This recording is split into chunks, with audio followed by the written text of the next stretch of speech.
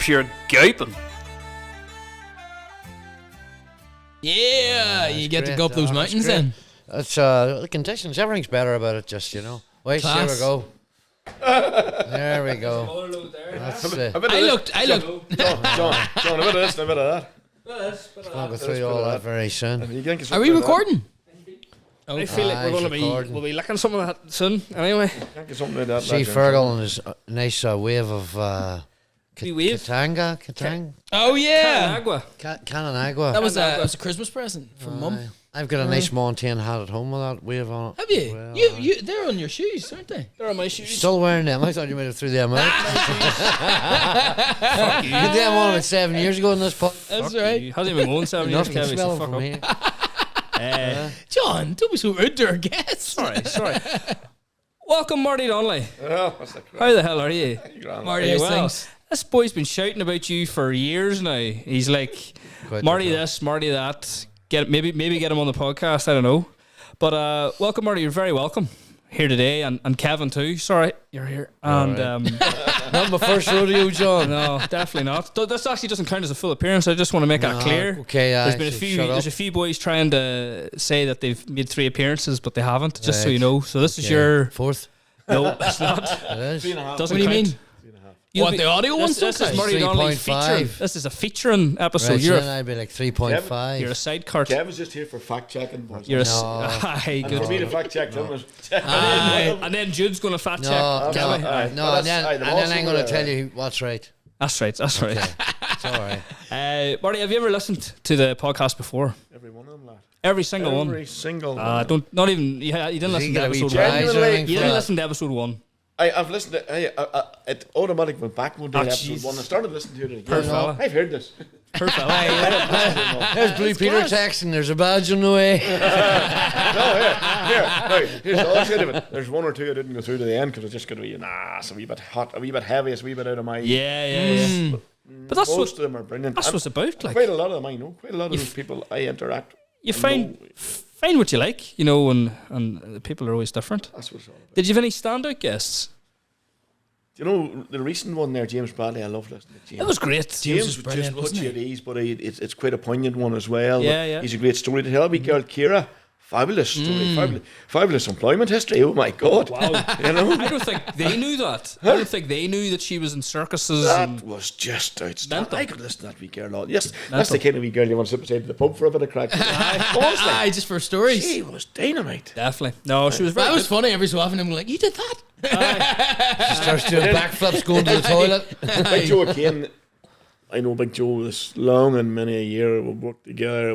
He was a customer. All them things, and I could go through every one of them and tell you most of them. Like, but no, here I love listening. I'm a van salesman. Well, I'm a salesman who's in a van, basically. A lot of time traveling to Cork and Dublin, Galway, Limerick, whatever. And listen, that's my companion. Good podcast. Aye, good podcast. Aye. Absolutely. Well, we appreciate it, Marty. We Thank you appreciate very all our much. listeners. Is it better than Bigger's podcast, Martin? See, young beggar had me up one day doing an old healthy meal thing for him Aye. him and the crew up at the gym, you know. Aye, 'cause you know but I'm going to be very honest with you. I've listened to one of Beggar's. Someone has Is that very ours? good. No, it wasn't yours. Oh, sorry, I've listened to 2. It was yours and a woman, Margaret McCann. Right. What's People who know Margaret. Architect. Charlie's no, Charlie's wife. Well, I just want to put something to bed here about Oh, these God. 2 boys were in one of the podcasts that are on there, and they're talking about, one was saying, who was the number 1 podcast in the town. And I was thinking to myself, well, there's only one, like, it really is one. And it's made in Mullaboy Hill. That's Thomas Niblock. The GAA podcast The GAA is podcast. made in Mullaboy Hill. Oh, in shit, Marfell. is it? Yes. Is it physically made? It's physically Yeah, made. And is it in audio Magherafelt, and yes. video? Yes. Fantastic. I don't know. Well, if you this know- is good. Big shout out to Thomas. I had to. Thomas is a Westside guy. Big shout out Sorry, to Keith- lads. Keith That's the Bigger. crack. Keith Bigger was spreading that. I wasn't spreading that. Well, I was- that's why I'm putting it to I bed. appreciate that. No, that's why I'm putting it to bed before it goes any Thomas further. Niblock is another level. So that's what we need to Altogether. aim towards there, Fair play. Thomas Fair is Anyway, so now that's put to bed. We can Thomas move is one of the swiftly lads, on, isn't he? aye. We'll get there. We'll go up and rub all the stuff out Here, of it. we're in no rush. These are 3 hours long, so wouldn't matter. Look, Marty, we have you on here. you know some of this layout, I'm sure. I don't know if you followed along on the actual radio itself, but we've got a quick fire for you. Nothing too crazy. Too crazy. Nothing too crazy. Can crazy help? No, No. that's all. You can jump in. I'm a sideshow, remember? You can jump in. So am I, crazy. Don't worry about it. Yeah. See if you get the done. Jump in. Pull the brother out. Aye. That's the Liam McNally stunt when you get arrested. Say no. Say no. Out you go. The next few sort of next few questions or pieces of food, or things edible, or things that people are always a wee bit iffy on. I like it, I don't like it. So People are you, John? no, it's not me. We'll find out very soon. Cranberry jelly on turkey. Absolutely All day, not. John. Thank you very Absolutely. much. However, hold on. Not. Caveat there. There's Huh? cranberry sauce and cranberry jelly. They are completely two different things. But Cranberry jelly. would you put either on? No. Cranberry jelly is very, very sugary and very sweet, and that's what it is. And it costs you about 50p. Okay, we just so you know, cards on table. We make a cranberry sauce that is 73% cranberry in it, and it retains the little sort of bitterness of the proper cranberries, which is what should be there. It's different. It's not there. I must get you one. It is totally different. Would you have it on Johnny your turkey? Wilson has them all. He won't eat it. Would you have it on your turkey? I would need turkey without it. I love a bit Proper of cranberry sauce. proper cranberry sauce. Yeah. Can I move on to a wee quick story about his Massive cranberry difference. sauce? Massive difference.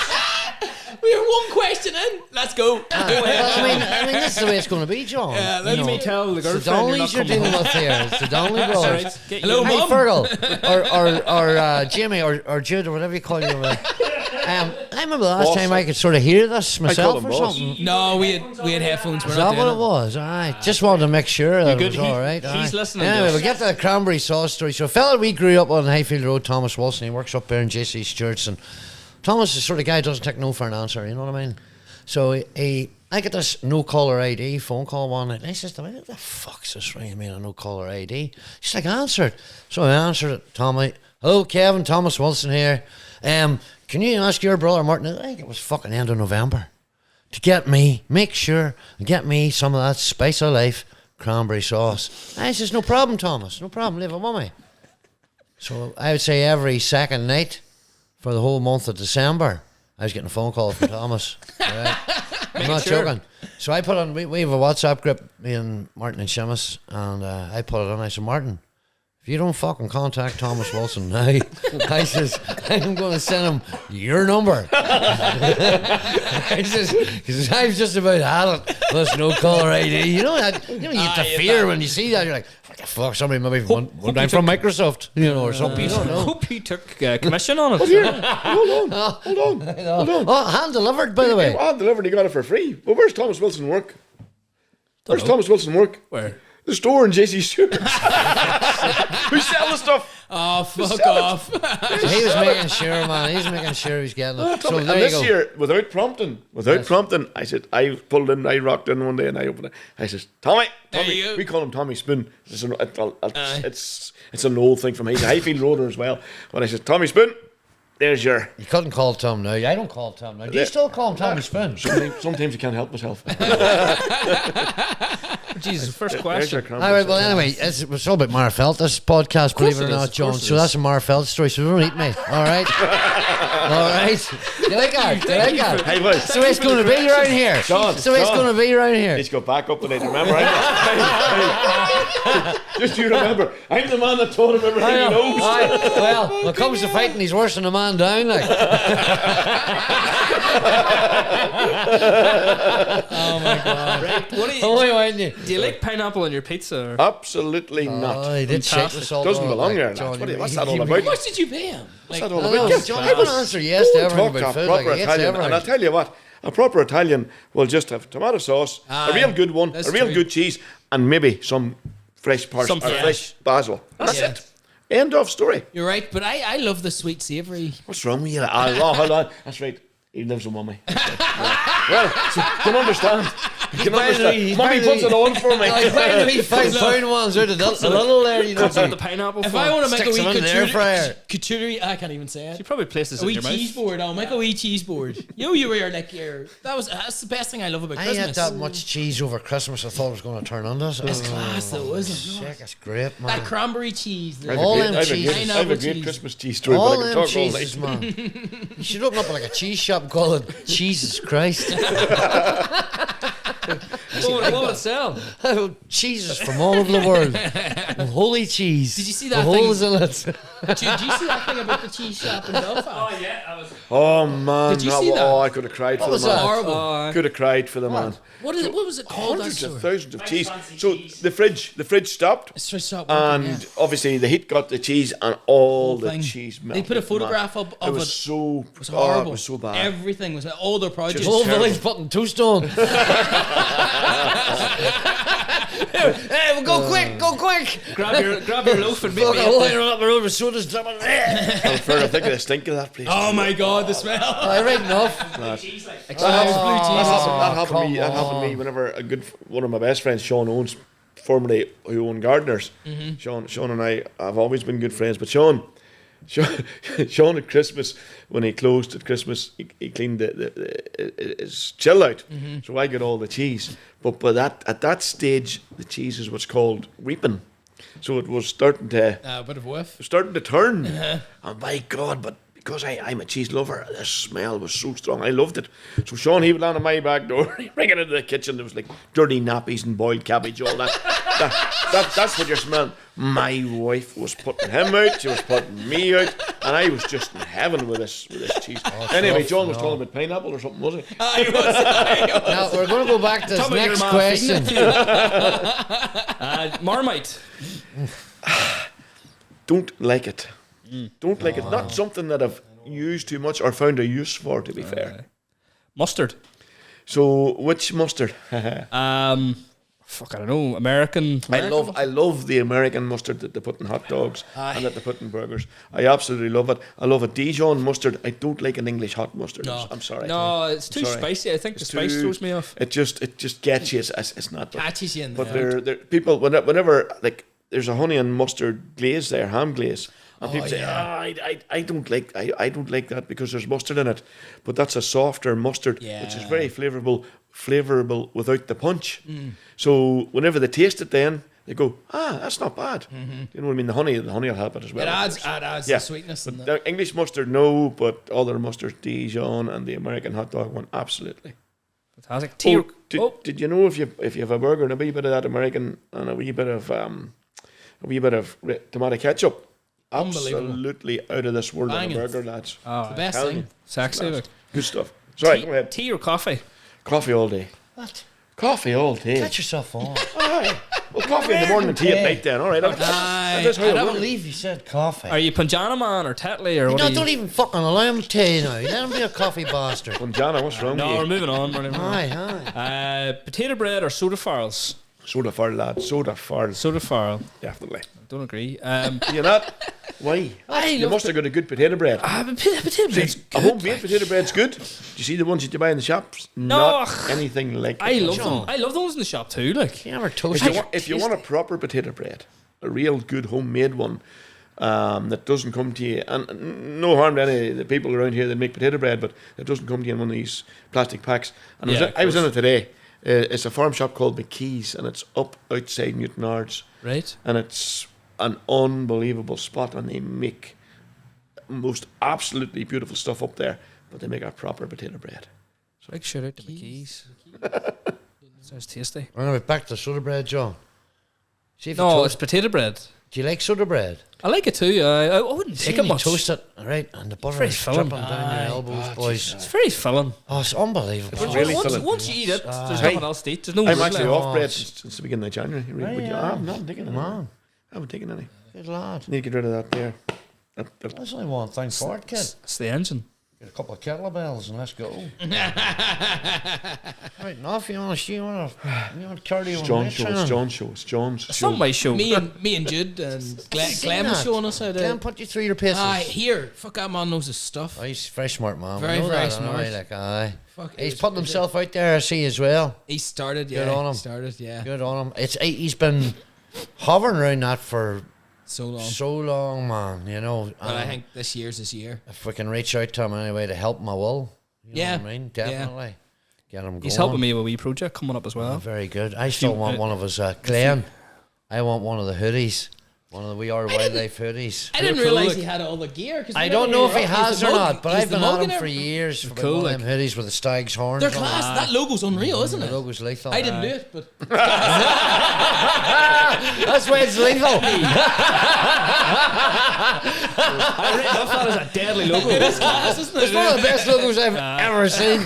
He designed it though. Well, he got his friend to like make it for him, but he drew it himself. There you are, boys. Talented boy. Brilliant. Glenn's now doing logos as well there, by the sounds of it. He's working Aye. for me. So contact That's Glenn. Now we're back on the podcast again. Don't bother this boy anyway. He'll not be back on. But I don't know. I don't think he has them hoodies anymore, but he did have them. They were Aye, fuck, class. I'd take one off. So would I. Tasty. I'll fight you for it. No, not fight you. You're doing jiu-jitsu stuff. Marty, Pistols at dawn, then. Aye. Marty, do you like bacon or sausages? See, you're asking a man who's in butchers every day, right? What would you prefer? It's a quick fire here. It's a quick fire. Okay, we'll go sausages then. There you go. Sausages. All right. Okay. See, yeah. Here, I just get that. Pork, So pork or aggressive. beef? Pork or beef? Beef. No, it's pork. No, you see. He's a real joking, funny it's not- old bit, there's isn't no he? answer. He's just, he is in a bit of a mood, isn't Whatever he? suits There's him no on the answers. moment. He's There's no answers. How do you take your eggs? Fertilised. I used to take them soft. Right. I don't take them soft anymore because see when you get a wee bit older, these things start to. Right, okay. Fact, you. And as much as I love them, I absolutely love them. No, so aye. much. Jesus I love eggs. Oh, I'm eating nothing but eggs at the minute. There's a wee guy out Same. the Garrison Road there, Oh, Jack. that's like mad. He's obviously a farmer's son. But you drive out, it's like £2 for 6 eggs. And the eggs are out of town, man. See if you get Free double range. euchre as well. It's like the greatest day ever. Haven't got one ever in a long time. Have you never had a double ever? euchre? I've got them absolutely. See, when I was in catering, obviously, I was using them all the time. Aye, and you'd like... but not in a long time. No. I was at my girlfriend's house and we were frying eggs. And I swear to God, all 3 eggs were double euchres. You're joking me? I couldn't believe it. It Did was you like, put that up on social media recently? no, I There don't was think one so. on social I don't media think recently so. where somebody had 3 double yokers. Unbelievable. Some yokers, all right. Here. Takeouts, Chinese or pizza? Jesus, Chinese lads. Chinese. I'm a big Chinese guy myself. Chinese lads. Chinese. Indian or chippy? I all day long Indian. Indian, aye. All day long. I like it maybe once every few months. Not a big man for it. Beer or stout? Lad, don't even talk to me about beer. Look, I Stout all day I wrote long. this before you Stout ordered all it. day long. My ideal job's quality control for Guinness. Aye. So it is. What about Guinness and Magherafelt? Flax up there? The flax is up there. Bryson's is very good, but I'll throw a wee random one in, and I'm not joking. You see the terrace? Aye. Their Guinness is out of this world. Terrace good Really? spot. I am not joking you. Fer's doing good food in there at the moment too. Find it out yourself. Don't take my word Boys, for it. is the terrace the wee quiet bar in Magherafelt that's about to explode again, do you think? I don't know. Will they do that comedy night on Thursday? Or is it Fridays now? Maybe. You used to could Maybe. never get moving on that place. Really? Was it the place? That was When was that? When would first that have opened, been? You know, it was really It was busy and for a good few years. really, Yeah. really busy, and then it just took a real It's turned into nosedive. like a business person's place now. It's downstairs, isn't it? All the hotel's just booked up by businessmen all week long. Like that's how they're doing the accommodation. Like businessmen are booking in there. Like fuck. It's a The great Guinness, spot the to Guinness go for genuinely is something, good in it. Aye. It really is. Definitely A check wee it quiet out. drink, man. It's You need to do a wee fucking Guinness brilliant, tour of Magherafelt or something. Should do. Fuck you, Guinness girl. No, I'm only joking. The boys all doing the 12 pubs of Christmas from Magherafelt, and there only is 11. There's 10. There's 10. There's 10, aye. No, did not Have you count go to the the Flax Rainy twice, River but- Club. You go to the Flax They're twice. really a bit annoyed for me saying this, but I don't think you can count the Rainy River Why Club. not? Because it's so far outside of town and it's not open regularly enough to be classified as a bar. But sure, then you go to the Flax twice job done. There you are. There you go. Settled. There's 11 for you now. You still need another one. But if you do Rainy and then do the club, Rossa. The Rossa as well. You have some fucking legs on you after that, wouldn't Fucking you? good crack. You wouldn't make them. You're not down there looking you'd to be the pay Hughes- half a football. You'd fall into Do nets for us, you'd fall into Milltown You'll be Cemetery sober. for You'll be fuck's sober by the time you get home. Walk home. Exactly. sake. McDonald's halfway. Get a wee. Let's Stop. stop. Fucking dare go to McDonald's. I haven't been. Well, no. Fuck, I your was there McDonald's. once. I was there once. Whiskey or gin? Actually, both, right? I actually like both, but my favourite, without a shadow of a doubt, whiskey, Jameson, ginger, and a bit of lime. Ah, very nice. All day long. Yeah, I In like fact, me and the young fella shared a few on We did Saturday indeed. night in here. We did Along with a couple of stouts. We did. Oh, we did. very good. fantastic. Couple of nice fucking lovely Guinness and They were lovely, weren't they? and Is the music They were on? lovely. There was, Here, the was, Flax is some night out it's a now. great spot. we- It's a we great went here. bar. It's a good mate. bar. You were saying there the terrace is maybe about to explode or something. The Flax, I don't know. We've been in this podcast maybe a year or more. I've been here about a year. I feel like it's got busier since we've been here. Oh, it's you a know, busy bar, it's eh? heaving at the weekends. Oh, like, absolutely. It is. heaving. Absolutely. But it's, you come in here, and I can tell you, only because I know you could have genuinely 2 or 3 millionaires sitting at the bar, and you look at them and you wouldn't, if you didn't know, you wouldn't know. no. Everybody is treated at the exact same level, Yeah. and the crack is 90, and there's no, you don't have to look over your shoulder, and you don't have to make sure that your makeup's right. You know that? You just come in, a nice and you chill, bar. and you're there for That a fire's bit of unreal chat as and a well. bit of beer, and that's it. Aye. That's When it. do you start wearing makeup, Martin? Well, you see, For the podcast, you have to. Do you not? Did we not? I was going to come to that later. Dude, get. We need our makeup guy to come in. Should with a lip liner. Dog or cat? Dog all day long. Hit Do you cats. have a dog? No, used to have dogs. Used to have dogs when we were growing up at home. Yep. But Cats piss in your garden, like. But our dogs were working dogs. They were hunting dogs. We in our youth we would out shooting on the loch and shooting around the fields. What type of dogs? Springer Springer Spaniel. Spaniels. Oh, yeah. Springers. Oh, very nice. We only ever had Springers. I was going to say hot or cold Hot or cold what? in general. Oh, jeez, hot man. Oh, hot all day long. Keep her hot. Oh, aye. Best up and coming GAA referee, and Gavin Walker doesn't count. Walker. Where did he disappear to? Hold on, you use Gavin Walker and GAA referee in the same sentence twice.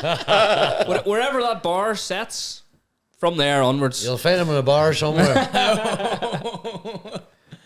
Or Gavin getting a touch. Of course, he's a Glenburn man. I have to give him a touch. Another Westside boy. Is he? Aye, well, aye, he is surely. Well, he used to live on beside you. Mr. Best Weston. up and coming G at inter-county at club level. I'll say Brixie Peter Walls, there you are. Good old Brexit. Another Westside boy. Very good. When did you first know that your brother was crazy? Because I was the one that nicknamed him Crazy. Oh, it's you. Well, it was me and Carlo Carlo Lepari. Lepari. Well, Carlo Lepari, we were all involved in it. Carlo came out with a Crazy Mandinka Warrior a bit from Roots, and then it was sort of Shortened down. to Crazy. That's right. Stuck with it now, like. Very good. We're going to do the mega menu. I'm sure you know a wee bit Oh, about this brilliant. yourself, Marty. So that is, for anybody that doesn't know at home, mega menu is a starter, a main, and dessert. And it's basically putting your hands on all the pies around the area. Do you want to keep it in the Magherafelt area, or do you just want to go Northern Ireland wide? Just let me at it. We'll go nationwide with this. Let me at it. Does he have to pick one of these Mega sauces? menu. Because because I have too many friends in the business. Oh, yeah, right enough. And I have to be very careful. However, I still have things that I can say. Yeah, of course. So a starter, a main, and a dessert. Your starter can be from anywhere. It can be, a couple of plates of this, a couple of plates of that, a sauce from there, sauce from there. It can be Jimmy's down the road. It could be McGinty's in Rathfriland. And then it's the same with the main. It can be, your meat from there, your chips, your potatoes from there, your sauce from up the road, and if you want to side with that somewhere else, and the same with the dessert. You get the crack anyway. So start with your starter, Marty. Where are you going for a starter? And what Well, is the it? best starter that I ever got in Magherafelt Mitchell's. Would you let him fucking speak? Sorry, Was- Mitchell's starters too. was a dish called Smokies and Mary's. Now they've stopped doing it, and it was smoked fish and cream and chives and stuff. It's just class. So Like a chowder sort of thing? the other side of that is my favourite, my death meal, chowder. Give me chowder and get it Aye. sweetened Fucking love all day chowder. long. All day long. The bore best the life one I of ever got was down in Cushendall from a good friend of mine, Paul Shields. But because I'm in the south all the time, every hotel you go into, right, chowder. They all have chowder. Yeah. To the point that when I'm ordering my dinner at night, I usually order 2 starters as opposed to a main course. Because the chowder's there, and then maybe get a nice wee cheese or a nice wee salad or something different. That's what I do. So, Very nice. From a starter point of view, that was probably the best one. But listen, you know, to look at me, I'm not a fussy boy. I'm not. I like salt and chili squid, and there's one that Marty Buick does in Dormans, and it's a Thai version of it, and he's got a lovely wee dipping sauce along with just beautiful. Is that out of the minute? Is that no? He Right still now. has that. It's on the menu. I could swear I got that recently. It was very tasty. It's on the menu. It's tasty. Some lovely food. Dormans, like at the moment. Marty was the countryman in Ballymena for years, you know. Right. And then he's over there now. He's doing a good job. The food's good. Their Sunday dinner, I've had it in there too. It's gorgeous. Like, Mean. Anything that Conor McCann does, there you go. Just anything at the Lazy, like. Well, I was Conor's first head chef. Right. Okay. And Conor has always sort of, no matter what Conor's done, he's just been brilliant. He's been very good. So where'd your career start with him? Where'd my career start? Where was the career? Where'd you meet? I was head chef in Normans. Right. And this young fella knocked my door, and I knew him because he had been on our Rossa under 14 team at a time, right. And I would have been coaching around the club. And I said, young McCann, what about you? He says, how you doing? I want to be a chef. Can I have a job? No, that sort of crack. Very good. So I said, look, no bother. I certainly could do a pair of hands. Come and see what you think. This happened to more than one of the people that came to me, by the way. But I'll use Conor as the example. Conor McCann came in, worked for me for about 6 months, and I said to him one day, I said, Conor, I'm going to have to let you go. And he looked at me in shock. He says, what? I said, Conor, I'm being dead serious here. I literally have been through college. I've worked in Switzerland for a year. I've worked a few places. I'm here now. I have learnt you everything I can in this environment, and you have so much more. There's so much more for you to learn, and I know you're a sponge for it. Class. And I don't want to be the man that keeps you in Magherafelt. No harm to Magherafelt. Yeah. But I don't want to be the man that keeps you in Magherafelt, where you're just gonna, you've been through my whole menu, and to be fair, this menu is geared for the people in Magherafelt, and that's what you're going to learn. What do I do, Marty? I said, very simple. I said, get yourself off to the continent, get yourself off around England, Scotland, wherever it is. Work around those places and take the best of all of that and bring it back to here and make Magherafelt great again. Hey, So here, in fairness, he did. He went away to the continent, and he went to Scotland. He went and he worked. I remember one day walking through Belfast, walking past, what do you call Paul Rankin? Paul Rankin's place. Conor was the head chef in there, and he was out having a wee cup of tea out the side, and I was walking past. I go, Marty, hey! I said, what are you at? He says, Marty, do you need a chef? I need a chef. I said, lad, you've no chance. They're very hard to get, blah, blah, blah. He says, all right, could you give me a pair of hands? I need a pair of hands. He was that desperate. He was under pressure, so. Class. But I also remember Conor does a bit of lecturing. I'm sure you know this. Right. Conor lectures maybe up until last year, he did in Portadown College 2 or 3 days a week, early in the week, and then obviously they say no. I didn't know that. Oh, he did that.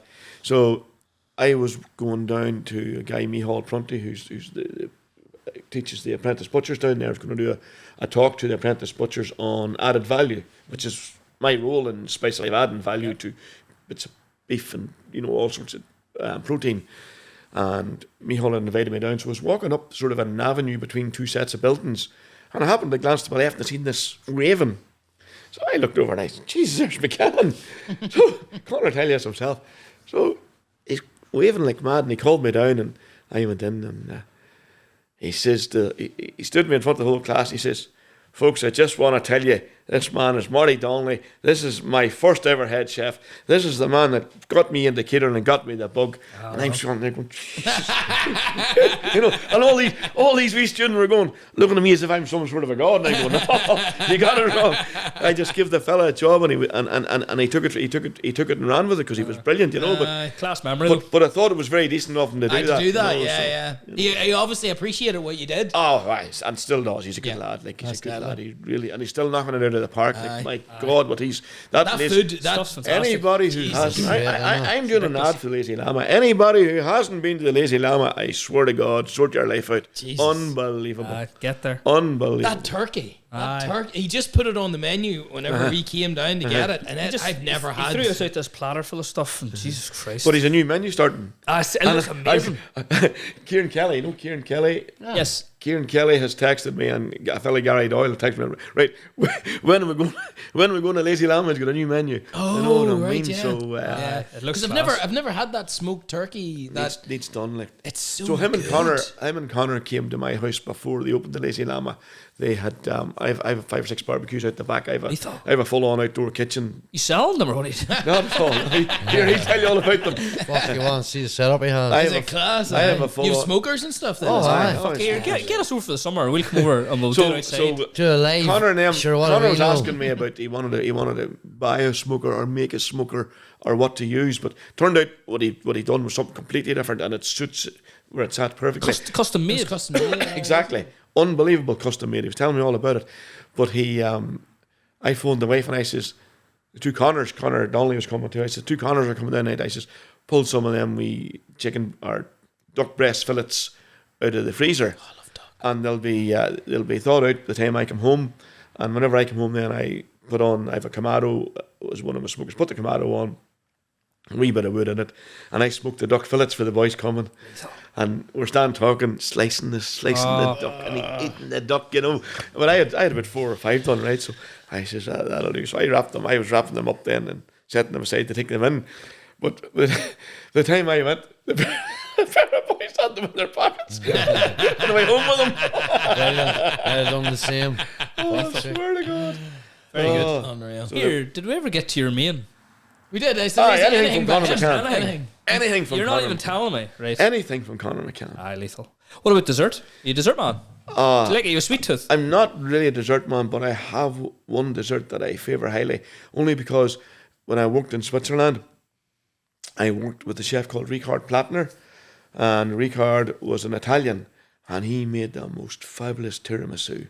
Oh my God. When they get it right, this was proper tiramisu. And I swear to God, I've been to many places, even in Rome, trying to see every torture of life whenever I'm in Europe at all. If there's tiramisu in the menu, I'm going for it, but I've never, I suppose it's all about where you're at and all as well, but I've never come across anything as good as that tiramisu. It was just outstanding. You know, it was camp coffee essence is what the lady fingers, which are the sponge, that's what they were. That's what they were dipped in, and then there was a wee bit of brandy, and I just look. Oh, stop! I'm even thinking about it now. It was just sounds very sexy now. But you couldn't get a good tiramisu right here. Like. Yeah. Are you a good? Do you like tiramisu? I love tiramisu as well. I wouldn't. It's not my go-to. I would always go for like. You don't see it in the menu too often. I don't fudge think cake here. or something. It's hard to get right. Hard to get right. Marty, that's the end of your mega menu. Thank you very much. Yeah. That's the end of the podcast. Hungry. No, I'm joking. That's handy. Three people at your dinner table. So this could be anybody from the past, present, could be family, friends, celebrities, whoever you want. And these are 3 people that you would sit down at a table and have a conversation with. They are the best conversation for you. I actually have thought about this one. I have thought about this one. Great. First person's Christy Moore. Very good. Oh my God. What a guy. What a Do guy. you know why he closes his eyes when he sings? Because he's the lyrics in the back of his eyelids.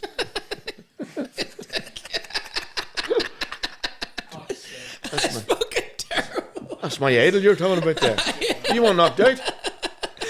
Christy Sorry, Moore. continue. Imagine amazing, the like. conversation you'd have with Christy Moore at the table about where he's at and what he's done and who he's been with and all He this was stuff. Shane McGowan, the best songwriter in Ireland. Unbelievable. I'd love Christy Muir at the dinner table. Now that's going back a wee He's a bit. great storyteller. Unbelievable. I've been to him a few I times. reckon he did Unbelievable. all the spuds. I He just just love looks it. the guy sort of confident Just all here, the Christy, spuds. pass those spuds. Christy, the fuck. fuck you, man. Leave them alone. He literally just take Get the off of that. plate over to him. Right, Chris, there's the guitar. I fucking took all quit the eating spuds. those I took all the spuds. Sorry, Marty. Right, you've Christy there. Right, so all my dinner table people, they're Irish people, right? Right, okay. The second person is a very contemporary one, and one who I've literally met recently, and I swear to God, for the short time I had with that fella, he blew me away. The crack, the chat, what he was about, and all the rest. And a fella called JJ O'Doherty Okay, from the Craigan and Derry, right. but he's you'll know him better as DJ Provey from Kneecap. Yes, No yes. way. I was fortunate enough to meet JJ in Albufeira there 2 weeks ago. That's nuts. I was in Jinky's bar. We were playing Rangers on a Thursday, and I seen him come in, and I went, Jesus, I know this guy. Is he a butcher? Is he somebody? You know, was he in the cultist? Does he referee? You Didn't know? have a balaclava on. No, I hadn't the balaclava on. So he walked in, and I went, oh my fucking God, that's DJ Provey, right? So got chatting to him and all the rest. Obviously got the selfie, as you do. You took a selfie 100%. with DJ Provey. He was in with his partner Anya, and that was all right. The crack was good, but the game was on. Didn't get a lot of chat, and he had kids and things with him, so that was all right. Then on the Sunday night, we were sitting in Faro Airport, me and the wife, waiting for the plane to come home, and I'd met JJ just briefly, waving at him up and down the old town and things like that. But on the Sunday night, me and the wife were sitting in the bar in Faro Airport, and I could see him just coming walking past, but just at that, my son Shay rang me on FaceTime because my grandson Diarmid was going to bed.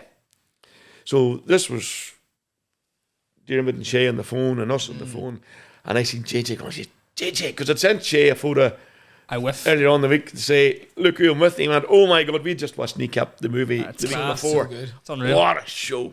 And Shay, he says, Jesus Christ, he says, you know. But anyway, JJ came over and I said, JJ, this is my grandson Diarmid.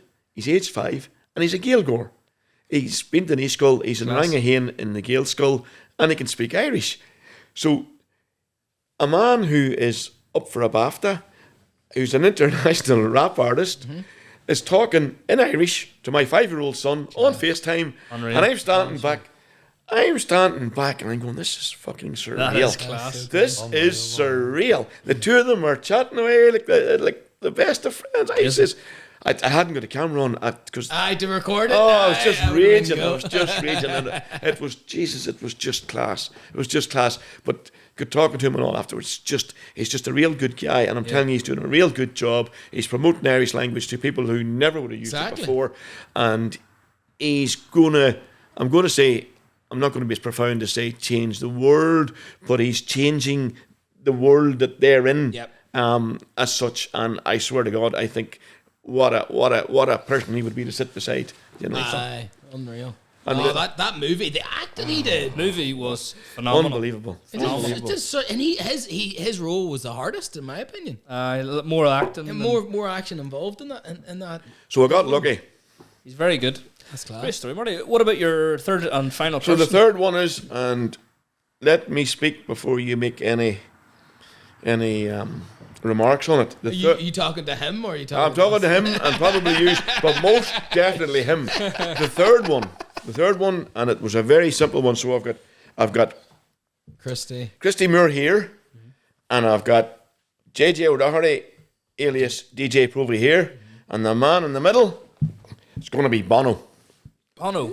Absolutely. So every time he opens his fucking mouth, them two can slap the bastard. And I am not joking. I am not joking. I hit that man. I hit him. And I would say, them two boys there, I know for a fact they would bit the bake off him every time he opened it. Bob Geldof's another one. I would just sit back and eat my dinner and go, up yours. He's not getting any of the Two spuds. real Irishmen and a fucking fake. An Americanized fake. Yeah. So there you go. There's Two the three bouncers. Very good. Very good. We'll get You don't back. like any of the U2 songs though? Listen, I grew up with you two. I love most of it until he started politicising all Aye, that stuff. aye. And Some of his music's brilliant. Dublin- Keep his talking- mouth he shut. When started- stuff, when stuff I like don't that believe crosses music and over, politics He should. started- they Shouldn't shouldn't. he started talking about a whole lot of crap. And it, Do you remember that click in the it was fingers? very, it was very fairy stuff. But you see the early albums, absolutely grew up with them, Unbelievable. loved them. In fact, stuff. that was my meet and drink when I was in Switzerland. It was all you two, like you know. So, so Your brother was a big fan, was he? Not? We were all big fans growing up. I was insufferable conflict. absolutely, absolutely, Do you mind absolutely. it? See, that's the difference in going to university. You can use words like that. Insufferable cunt. I'd be blah, blah, blah, blah, blah, blah, blah. Do you mind? Blah, blah, blah, blah.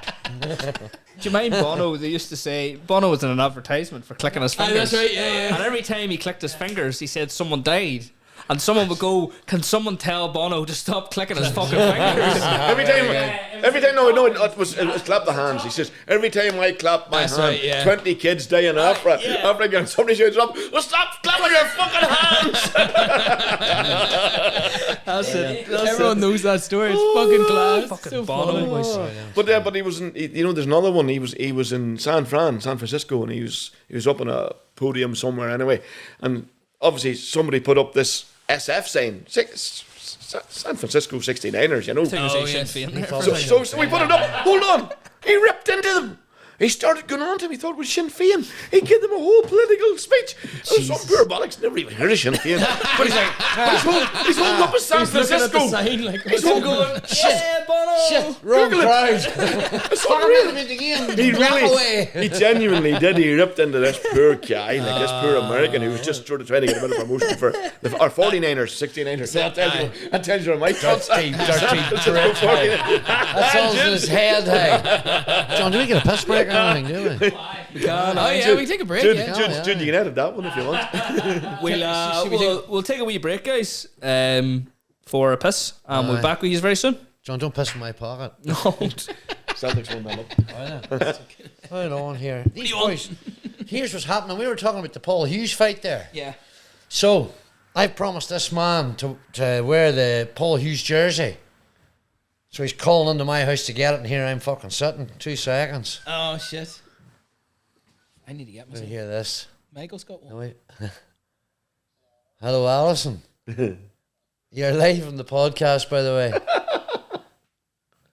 No, there's nothing I can do about it. Listen to me. Joey's just off the phone there. He texts. He's going to Dubai in the morning to that Paul Hughes fight, and he's looking to lend my green Paul Hughes jersey. It's in my t-shirts there up in the room. Down beside my wee locker. I think it's about the third one down. He says he's calling in. And when you give it to him, give him a really sturdy look and say he wants that back. All right.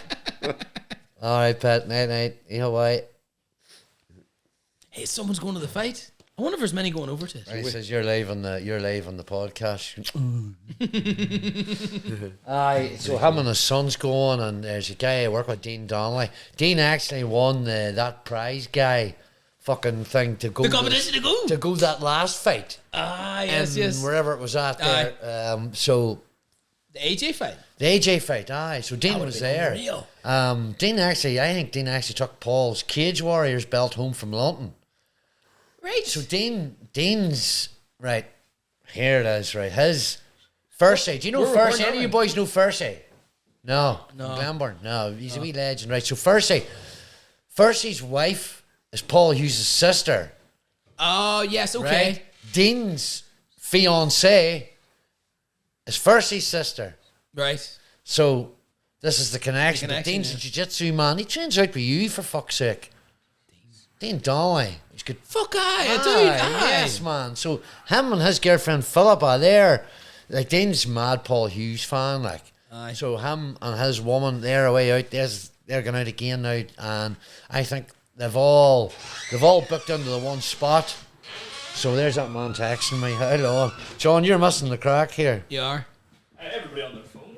Aye, but no, you'll understand Hey, when you see the Celtic playback. have scored 3 times, and it's 0-0. VAR's ruled fucking 3 goals out. That doesn't sound fair. Fair play to you, lad. I'll have to text this or ring, and I'll just text him. Crazy good share them, Chris, by the way. Holy fuck. Christ. All right. Putting Chris in front of me. You said you wanted one, so I got 2. Like. Right. wonder how much it would I'm cost. not even texting back. I wonder how much it costs to go over. Here, you're in a podcast here, sure. No, but I'll tell you what happened, right, John? I know you don't. Well, anyway, I'm not talking about that. We were talking about Paul Hughes' fight. Yes. So there's a friend of mine's he's flying out tomorrow. And he was just here. Anybody want work away? No, I'm alright. Thanks, John. Thanks to Flax. Thanks, folks.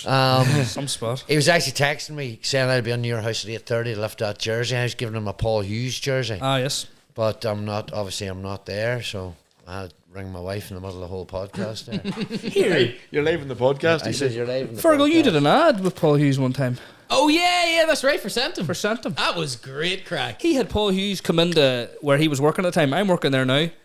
He had Paul Hughes come in and he was running around the office terrorising everybody. So Oh, it was brilliant. people weren't signing in. He was choking them out, and people were doing something getting wrong in the pulled out. office, and he was leg locking them and stuff. Oh, it was fucking brilliant. Fucking hilarious. It was so Bit good. heavy, lads.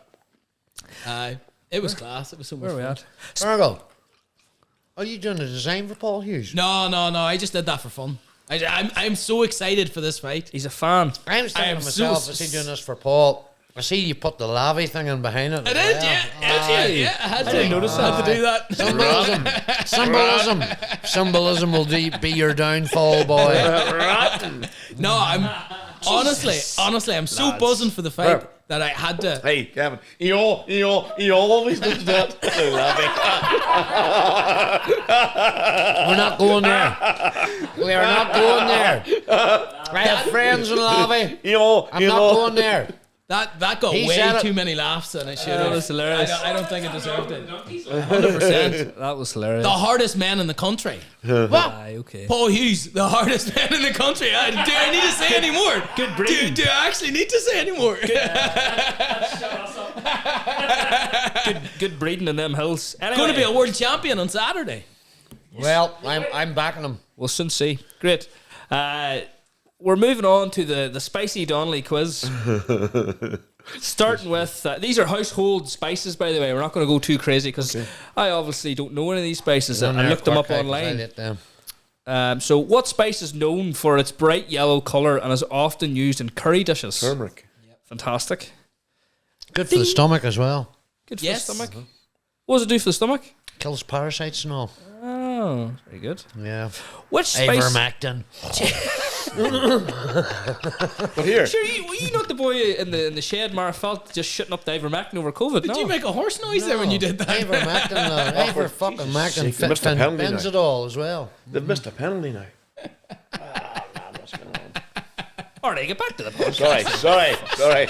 He's a mad Here, I'm Celtic guessing you're a fan. Celtic fan now. How'd anyway. you guess that? You're the first man to be watching the score. Sure. I know. No. They've had 3 disallowed and they've missed a penalty. And it's, anyway. Which spice is commonly used to add warmth and sweetness to baked goods and is derived from the bark of a tree?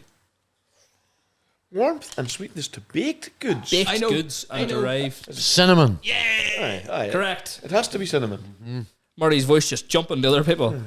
What spice is often used in Mediterranean cooking and has a strong, pungent flavour commonly found in Italian dishes? This can be said 2 ways. A spice. In the Oh, right, I know. Or is it the Might be. oregano or Oregano. Oregano. Hold on. Point of order. You're asking me about spices and now you're talking Aluminum. about fucking herbs.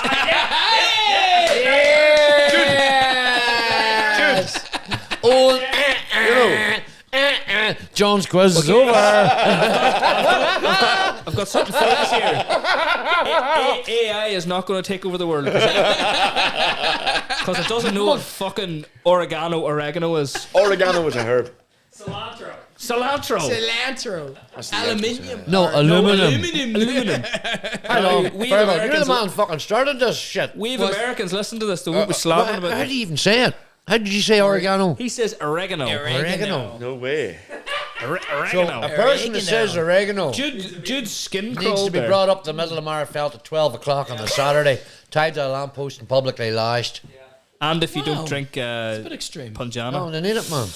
Which spice is known for its heat and is often used in Mexican and Asian cuisines? It has to be chili. That's chili. Oh, chili. Classic. I thought you were going to ask a specific thing. Yeah, it's a country Scott Bonnet. America. Scott Bonnet, so it is. It was grinded by a horse's hoof. What spice is made from dried and ground seeds of the coriander plant and is often used in Indian cooking? Coriander. Is it not just coriander? Come on, John. John, really?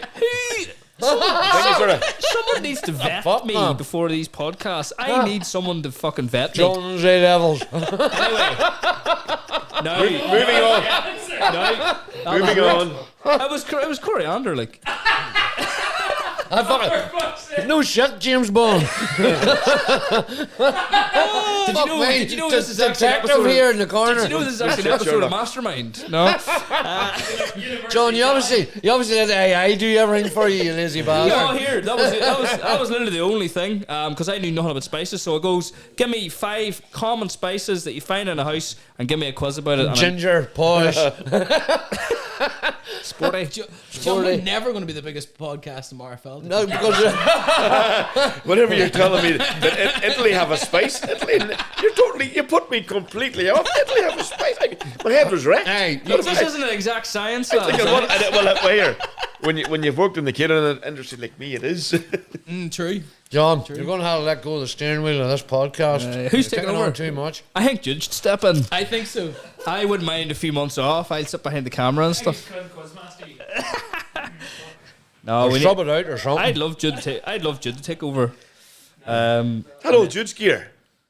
Yeah. He's hiring it in, the wee cunt.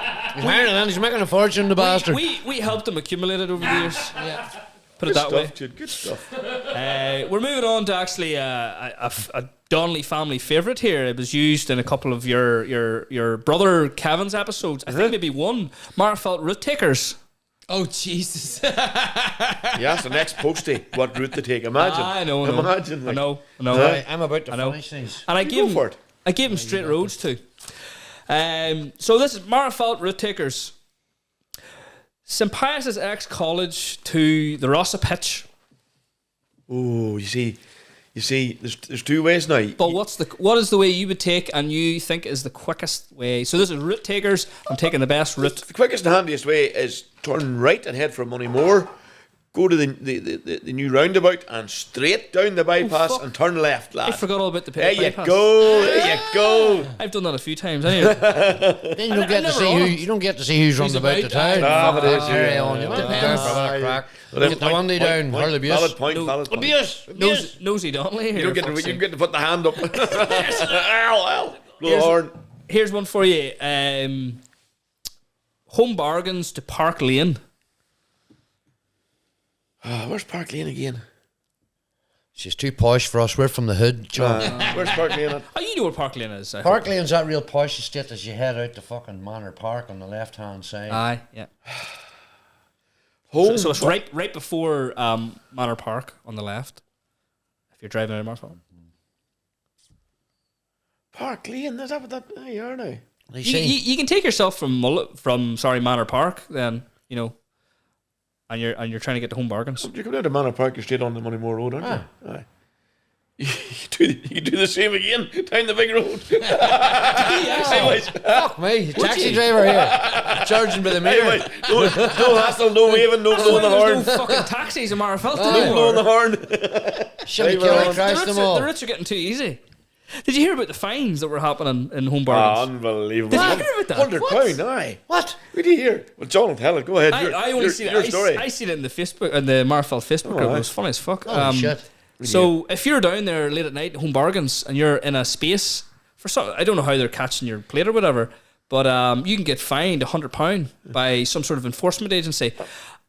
I know what they're trying to do. They're trying to stop you from parking up there after McDonald's and maybe littering the place. I get that. Maybe you're in for a wee bit of jiggy, you know what I mean? Aye, but it's funny. It's not them that cleans it up. It's fucking me. Oh, here, fuck, we've the other side of the story. You know what I mean? What do you think? But what do you think about? It's me. It's in there at 6 o'clock in the morning lifting the stuff. What do you hear? We have. Is it bad? Is it? No. Whoa. No, it can't be because you get fined if I you're in there. value my employment too much to talk any further about But it. what I would say is, people are getting fined. That's right. For It's mental. staying there for whatever amount of time. For leaving it for and I can't remember who it actually is fining them, but they're literally like, that can't be enforced, and that should not. It's one of those English car parking companies that they'll send you out all these threatening It's letters. a fear They can't do mongering. anything about Goes it. from £30 to £70 to £100. Fear mongering. And that's exactly what it is. And then these poor people, they literally get Some afraid. vulnerable And then adult they'll send you this more letter to stress say to them. it'll affect your credit. Aye. It'll do all that, but it doesn't. Just don't Yeah. pay it. They're Tell you bollocks. If you read the bottom, did you see somebody saying if you read the bottom of the ticket, it said this cannot be enforced by a court of law. Right. So in other words, it's not legally binding. That's what that means. That's it, and they're preying on fucking people. Like, absolutely. How long do you have to stay there before you get like a fine? there's a certain amount of hours if your There car's has parked to be there. cameras there, lads. There must be, yeah. Gotta be. But how mental? ANPR But how cameras. mental is that? In a sense that inflation at the moment, we're definitely going to recession. We're probably in the middle of it. Why do you think that, Joe? Off the back of things, off the back of COVID and stupid Brexit and all the stupid shit that happened. But they reckon- I feel like, look at the hospitality industry. Nobody can even fucking go out for a meal. But to It's too say dear. if America's doing well, what I everywhere mean. else is doing well, and Aye. when Trump got back into office, everything started going up again. It's only a couple of days ago. Funny story. I know. Takes a he takes a luckily while to done come it. around. I'm not saying I'm a fan, but I'm only saying how you work the But economics goes. my point there was fear mongering at a time like this is even worse. Like, why is there people doing this? Getting back, Form you of said control. £100 a day, £100 to someone at the moment is. you were is saying quite big. nobody hospitality industry, nobody can go out for a meal. Funny story, I was out last Friday night. I'm not going to name the establishment, but it was rammed. Right. We went in for a meal. We could hardly get a seat. We got a seat. Yeah. Upstairs rammed, downstairs. It's good to rammed. hear, obviously. Yeah. But downstairs rammed. And my wife Siobhan, she looks at me and says, Jesus Christ, what's going on? I mean, we used to go in there the odd Friday night, for Never a wee this bite busy. and a couple of pints and home. And it never was like that. Aye. But this was like the third Friday in January and place was rammed. Do you think people are getting picky or something? So that was all right. No. So I called it. I know the place well. I'm very familiar with them. And I called the manager over and I was chatting to the manager. And I said, Jesus, doing brilliant. This is great. This place is flying the night. Unbelievable. Marty, every fucking one of them's here in a voucher. Christmas vouchers. The money was spent. So there was the answer. There was the answer. Somebody's already in the raging. business. They were, And they were out on the vouchers, boy. Didn't have to buy a drink though, and they wouldn't. Well. They wouldn't Aye, have they that went crowd. with extra money. They're But I making thought the it was money on good the for drink. That's so funny. That's a cracker. So funny. But still, fuck the enforcement. Vouchers. Some a pile of shite anyway. Darramore to Tang's Chinese. Fucking bullshit. This is Flies my fucking head. Man, how you Flies get my money head. in the Margherafeldt Dance Hall. He just gets Terrible. better. I mean, he just gets is this better. by- His is by intellect is up Helicopter? there. Like Is it by scooter? I don't know, Is it by fuck. car? I What is don't it? know, Bus? Is there a town bus? I'm in the town 52 years now. Hold on, you see, but hold on. Which Minus side of about- Darramore? Because minus- Darramore opens out on minus the two that, sides. aye. Which side of I Darramore? would still know Darramore. how to do that. Does I could Darramore actually do open it. on two I could do it sides? in a Wayne's No, it bike. doesn't. I'm only- Skateboard. Darramore to Tangs is come out, turn left, go by Bryson's, right? Go by JC Stewart's, need go a over new the John. go over the wee We need a new roundabout, John. go over the wee roundabout, turn right at George Flowers, drive up the road past fuck it, Marty. past Take the 'em- Flax, take 'em via get out at the Cookstown. Flax, take 6 pints, and then drive on and No, Tang. don't be driving on. Take 'em. You just said pints. Take him via Tangs school. will, Get a taxi. Tangs will be in your left. Tangs on your left, no way home. Oh, fuck, John. Very good. Sean, this has been a real mare for you, man. Fergal's loving it. I know. John, how do you think this podcast is going? I'm enjoying it. Like, I am too. I think it's going all right. That's good. What do you? There's a question for you. What do you think about the market yard transformation that's coming up? They're bringing this new community to the area, which I was absolutely shocked by. By the way, I seen it just pop up one day, and I was like, we When's this were happening? told we were told Plan for, permission we was were told applied for for. years Yeah. that there was Yeah. no chance of anything happening. So Correct. what's happening there is that the person that bought it got a 99-year lease on it, and they're not allowed to put shops on it. So they're turning it into a community hub, which will be of Irish speaking. Class. Oh. Which so they'll be laying on classes. That's on they'll our be laying doorstep, on Kevin, after like- schools. They'll be laying on all sorts of stuff like that. Oh. So it'll be one of the biggest about. Lear will be going there. It Like, will involve the culture and the music and all things to do with Gaelic culture, basically. it's going to be amazing. Unreal. It's going to be amazing. Yeah. We're actually looking forward to getting them on at some stage. So It'll bring in on Carn. It'll bring in. It's all going to the be on different- Carn in the Bring town. everybody That's what it's in, going to be. and it's Carn gonna in be- the town, and Carn in Magherafelt, That's what it'll basically. be. Wow. You It's know, gonna be amazing. It'll be And amazing. Magherafelt may very well have its own Gaeltacht area, like Slaughtneil. Yeah. Well, it'll be a long In time. the I future. think. Give it another 20, Here, just- 25 years. Just get the kids into it anyway. Yep. Aye. No, fantastic news. Here's one, and we're just about to get into your origin story. What is the one thing you would change in the area that you think would help the community, even in a small way? So have you ever been driving around the town or had a chat with someone and thought to yourself, you know, I would change that, and I think it would benefit the town if we did something like that, Another cafe. or added something. Barbers. Another Turkish Barbers. barbers. Another Turkish barbers. If we Every open, town needs if we open 3 more Turkish Barbers, we can make a football team. Oh, fuck. Turkish barber football team. We can do Versus that handy Rossa. enough. Imagine them playing the Fucking Rossa. beat Rossa hands down. There's that many of them. My, fuck me. wouldn't make They're a- appearing in Castle Dawson too. It wouldn't make a big difference, but for the size of Magherafelt, we have one hotel with a small banqueting room.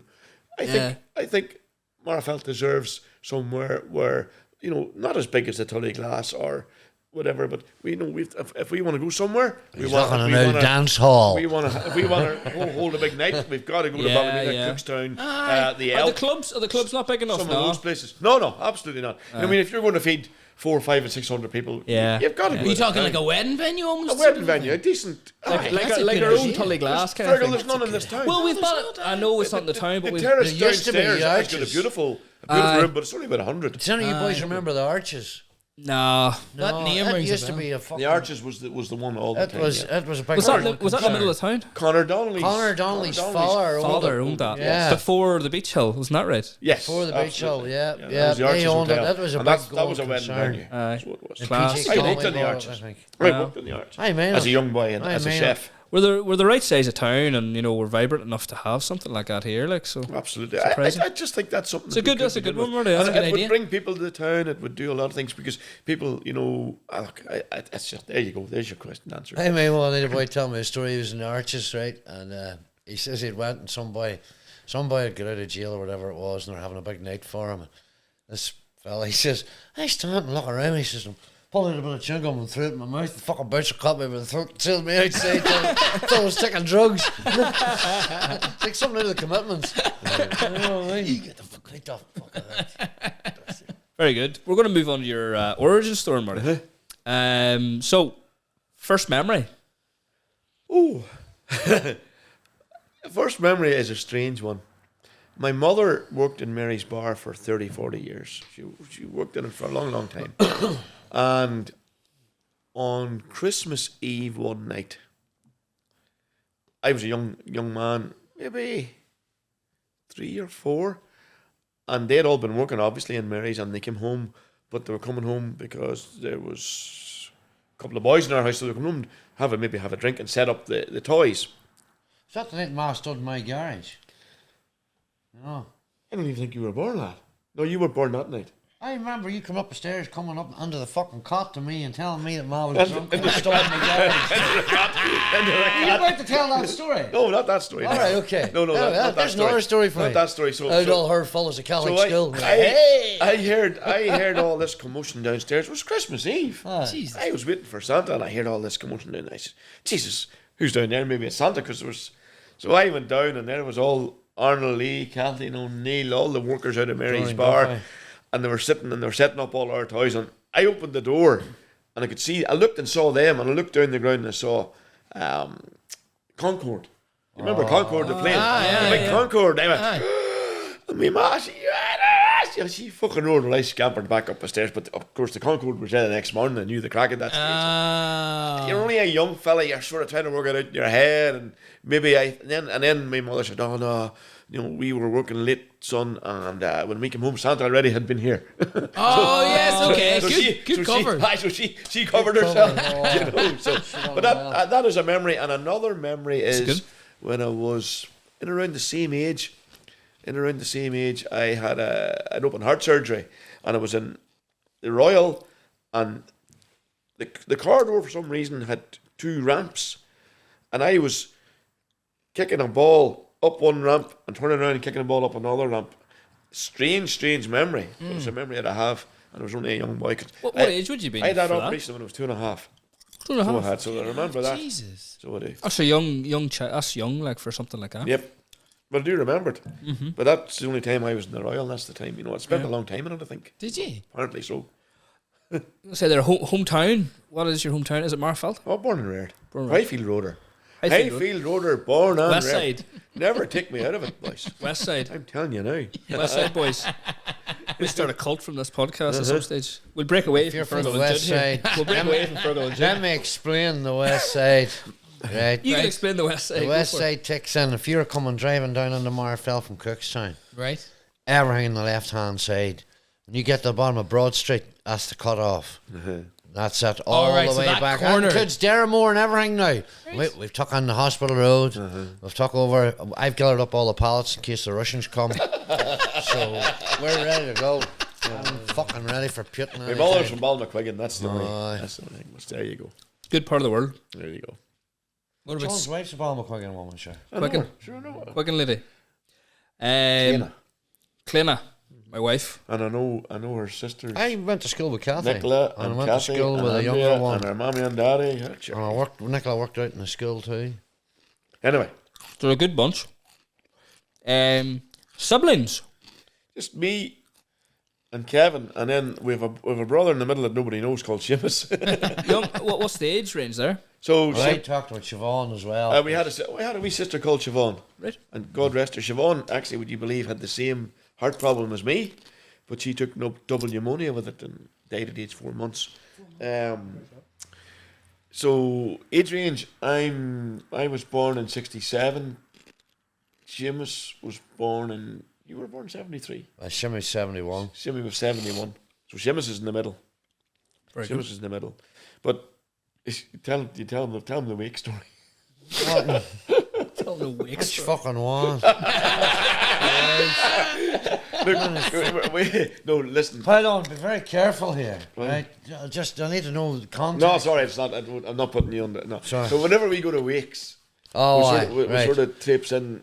We're the sort of people we do attend wakes because we've lost our parents and we know what it is. Yeah. We know how significant it is for somebody to come to wake. It's and at least important, shake hand and show your face. It's a small thing, but it's a big thing. It is. And so I always go first.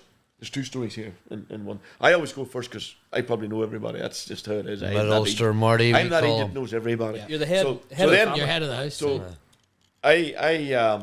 I'd go first, and everybody say, "Well, Marty," and then Shimmy will go second, and Shimmy will shake the hands, and what are you doing? And then Kevin comes in. Well, Kevin, nobody knows Shimmy, But Shimmy's Jason Bourne. Right. he's actually an agent. Undercover. but the other side of that, there's another clientele that everybody knows Shimmy. Oh, Fisherman. Her Shimmy, fishermen and fucking joiners Joiners. and cyclists. and cyclists. Who cycles? He used to run 26 mile, jump off the or The Ironman. he's a crazy man. He's Or a fit Shimmy. boy. Like he'd run 26 mile and then jump on the bike and done 100, all that sort of crack. Holy shit. Just to prove somebody wrong. He's that sort of a temperament. If somebody says you couldn't do that, I'll tell you. If he would literally go and do it there and then just to say, Yeah, there was what are a you- part of What that. are you talking about? Why I ran so much too. That's the kind of boy you're dealing with. I tell you what, or should be some operator. He's a very talented boy. He Me- works over oh, in Specialist Joinery there. unbelievably He's fucking talented. Who's specialist He'd journey? make anything. He'd Been make there 30 anything. years odd. Some spot too. He'd make you anything. Honest to God. Handy man to have around. Oh, Jesus, serious.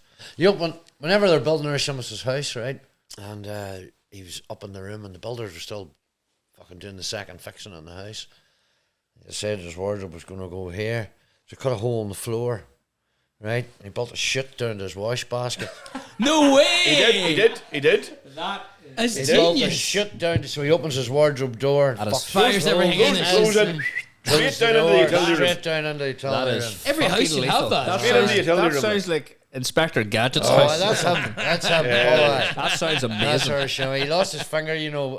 He was working in a furniture factory one time, and this clamp came down, so he's sliding the timber and the clamp came down. It clamped down, caught his glove or something, and drilled, and he lost a bit of his finger, and he's doing this trick of the wind, you know. He's sitting there, Picking the hose.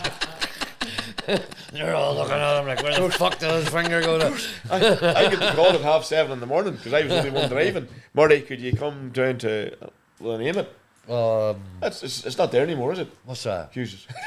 Oh, I know it's Well, gone. anyway, so we went down anyway, and here Shimmy was put into the front of the car with me, along with a matchbox with his finger in it, and I was told could have done Donald Hospital. Oh, fucking brilliant. Jesus I don't know Christ. where that finger ended They up. never know that it was gone. The finger was gone. He never got it sewed back on. But Shimmy's a big volunteer in the community for a lot of things, you know. Brilliant. Currently under 14 ladies manager and stuff like that, and would have been involved with the Pogues and all that as well. So he's look, good guy. Classic. Good guy. What about primary school? I went to St Joseph's. It was the time. It wasn't the Holy Family. Split. It was St Joseph's. So whenever St Joseph's and St Mary's, as it was, were in the same site. St Mary's Primary now, not St Mary's Grammar. Convent. St Mary's Primary, and St Joseph's Primary in the same site, but they were split down the middle. And I can always recall coming out of the class, and there was a set of steps you went down with a big glass window, and you used to come down, used to stand and watch the girls would wave over at the boys, and the boys would wave at the girls. Now it's the Holy Family and everything's mixed, you know. I mean, all the nuns that used to live down at the convent, we used to go and rob their orchard. Aye. Still apples, we'd eh? fucking go for the day out When of it- the stit, you know, when we're go on having the a sneaky roam smoke around at the the same town. And we would head down there, we knew there's an orchard, we knew we'd get a chase as well. So this guy looked after the grounds, and we used to go on and start he didn't give a fuck about eating and stuff, like. Just try and grab it. Oh, he started pulling this thing, give you the chasing away, like, fuck, it was class. Man. It was class. You had to get all the way back to the other end of town without getting caught. You know? Joseph's Pat Kilpatrick was the headmaster, remember how he used Pat, aye. Pat Kilpatrick and his son. See, this was before Call of Duty and all that shit. Pat used to hit you with his ring, you know, if you got a hoodie, you hit you with a ring. And he would have heard you. He'd grabbed you by the hair and pulled the hair and everything. God, Them- skill was rough, Them things boy, don't happen I tell anymore, you. so they don't. No. When I got Fergal there, anyway. I would have got away. You couldn't handle the town, lad. You out in the country, you couldn't Here. handle the town. You and Jude. Yin's boys don't know what hard work is. Here, you should have heard that. You should have heard the bashing I got in the last episode. Like they were destroying me for being a townie. Yin's fucking tiny. I know. Don't you fucking mess with the Chinese. They were destroying I me. would say you're outnumbered, but a country man's worth 2 tinies. Exactly, we're grand. Take it all on. You were fuck off. Here, high school. Where we at? Where we at next? What's St Mary's Convent? St Mary's. One of the first fellas to go to it. I was the second intake of boys. I But bet you love that. Oh, I did. Aye. Oh, aye. so whenever I started first year, Where was that? Was that St I'm Mary's? washing my hair. Was that St Mary's? St Mary's Grammar. Aye. So when I went to St Mary's in first year, we were the first proper year of first years coming in. The year before, they'd taken in some boys, but there was maybe 1 or 2 in first year, 1 or 2 in second year, 1 or 2 sort of who'd come drifted from other places. But we were the first proper. Well, let me tell you, the nuns had no fucking idea what was coming at them. Some of the things we get up to, and What's that smell? some of the things we get up to. Boys. I'll tell you one. At the back of the canteen, the caretakers had their I suppose office. It wasn't a shed, but it was their office where they had their tea. But we sneaked up one day and we got a shovel, and it was the back of the canteen, so the bins were there. So there'd been rats, right? So we got the shovel, bit a few rats, bit the head of them, right? Went over to one, the trees that line the wall along the Castle Dawson Road, up one of those trees, broke down a few branches, into the caretakers again, got a bit of blue rope, tied it onto the branch, tied the rat onto the end of the branch, and went down to the football pitch, which used to be an all-weather pitch, and started swinging it round the girls who were playing camogie. Well, the nuns couldn't deal with it, didn't know what to do. They never had this shit before. I kind of think anybody What knows is it? You just see Sister Immaculata. What is this evil I see before me, sister? Sister, what the fuck is going on? That was just some of the stuff. That was just some of the stuff. Honestly. Oh my Honestly. God. The engineering that went on there. Right, we killed the rat. We got her. Aimed it, we got the branch, got the blue rope, tied her up and down, swinging her around our heads. I'm near glad there's TikTok now. Oh, you have all them people with the purple hair at your door now. Oh, you nearly killed the rat. Every life's precious. So then I left St Mary's. I left St Mary's actually a year early, and I went to the Catering College, Portrush. Deadly. Was there for 2 years. Absolutely loved every minute of that. Loved every minute of the Catering College. Well, how did you go from St Mary's? Like, what was the thought process there? Did you start cooking at home? I was not. Look, listen. It took me to lower sixth to realise I wasn't. Bottom line, I wasn't an academic. Simple as that. Or if I wasn't enjoying it. Didn't want to be an academic. Didn't want to be. Don't get me wrong. Didn't want to be a lawyer or anything like that. That wasn't me. I knew there was something else, and I did. My favourite subject was, in those days, it was called domestic science. Right. So that was your cooking and all that sort of stuff. I enjoyed it, and I actually excelled at it. So I enjoyed that, and I thought, right, wouldn't mind trying my hand at a bit of cooking. Ended up got into the Catering College. Mum and mother and father really proud of me. Jesus, our son's away to college. I was the oldest, like. Oh man, I got the room to myself. Yes. Son's away to college, and they were so delighted. So away I went to Portrush. Lived down there for 2 years. Class. And worked at the weekends down there. So literally worked in every hotel and bar in the place with, Jesus, great crack. I got to know everybody around it as well. So that was good. I left it on a Friday. So I left Portrush College on a Friday in second year, and on the Monday I was starting work in Switzerland. Wow. In a hotel. How'd that opportunity come upon? Well, so maybe in the last 2 or 3 months of college there was applications for foreign work. And myself and a few other boys applied for Switzerland. I was successful. Another one was successful, but he stayed 6 weeks and came home. I stayed the year. What's the attraction to Switzerland? Back then, it's the cool. The catering end of it is France. So everybody looks up to French France. cuisine, So yeah. the cuisine in France is you learn you use a book called La Répertoire de la Cuisine. And that's it's written by Escoffier, and that's the Bible of cooking. So but whenever you go over the border into Switzerland, they literally do it by the book. French, sort of a wee bit, they would a bit more open, but in Switzerland they do it by the book. So I went there and I learned and I worked. It's a strange thing. I'm standing in a kitchen in Switzerland, and obviously it's landlocked, and here's these boxes coming with eels and pullens from fucking Toomebridge. Ah, yeah. And I'm going, what's going on here? And no one would eat them fucking things around Eels here. and pullens from fucking Tim was reared on them, and they're going, you know this? You know these things? I said, I know them.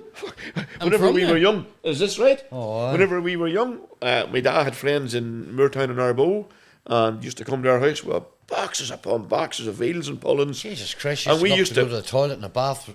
Full of live eels. Live eels. Live eels swimming around the fucking bath. So we had to skin them, and we had to do this, and we would used to go around, wrap them in newspaper and go around and we used to give them initially to our neighbours, and then the neighbours started giving us 50p, and then when we were getting that good, we made a go-kart.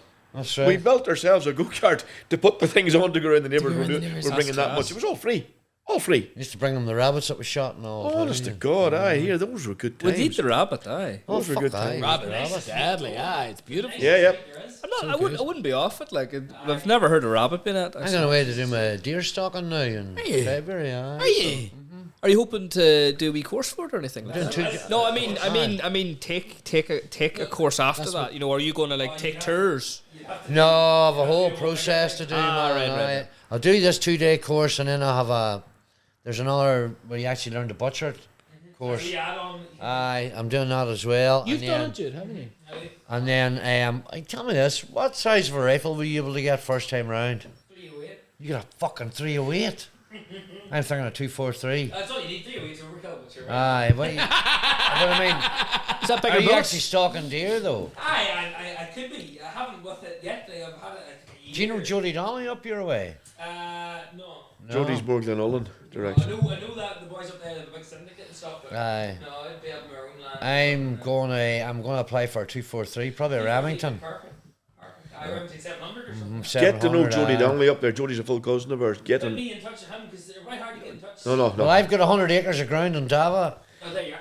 Jody does this all the time. No, it's not my I ground. thought you meant like, Jesus, hold on, no, hold on. No, I thought you meant like the open park, but No, so I'm just gonna roam. there's a friend of mine well, I don't know the guy. He says, look, I'll get you the ground up in Dava, brilliant. but I'm going to join the shooting club up in Molinina. Yeah, I was up at it once. Pat Cassidy's.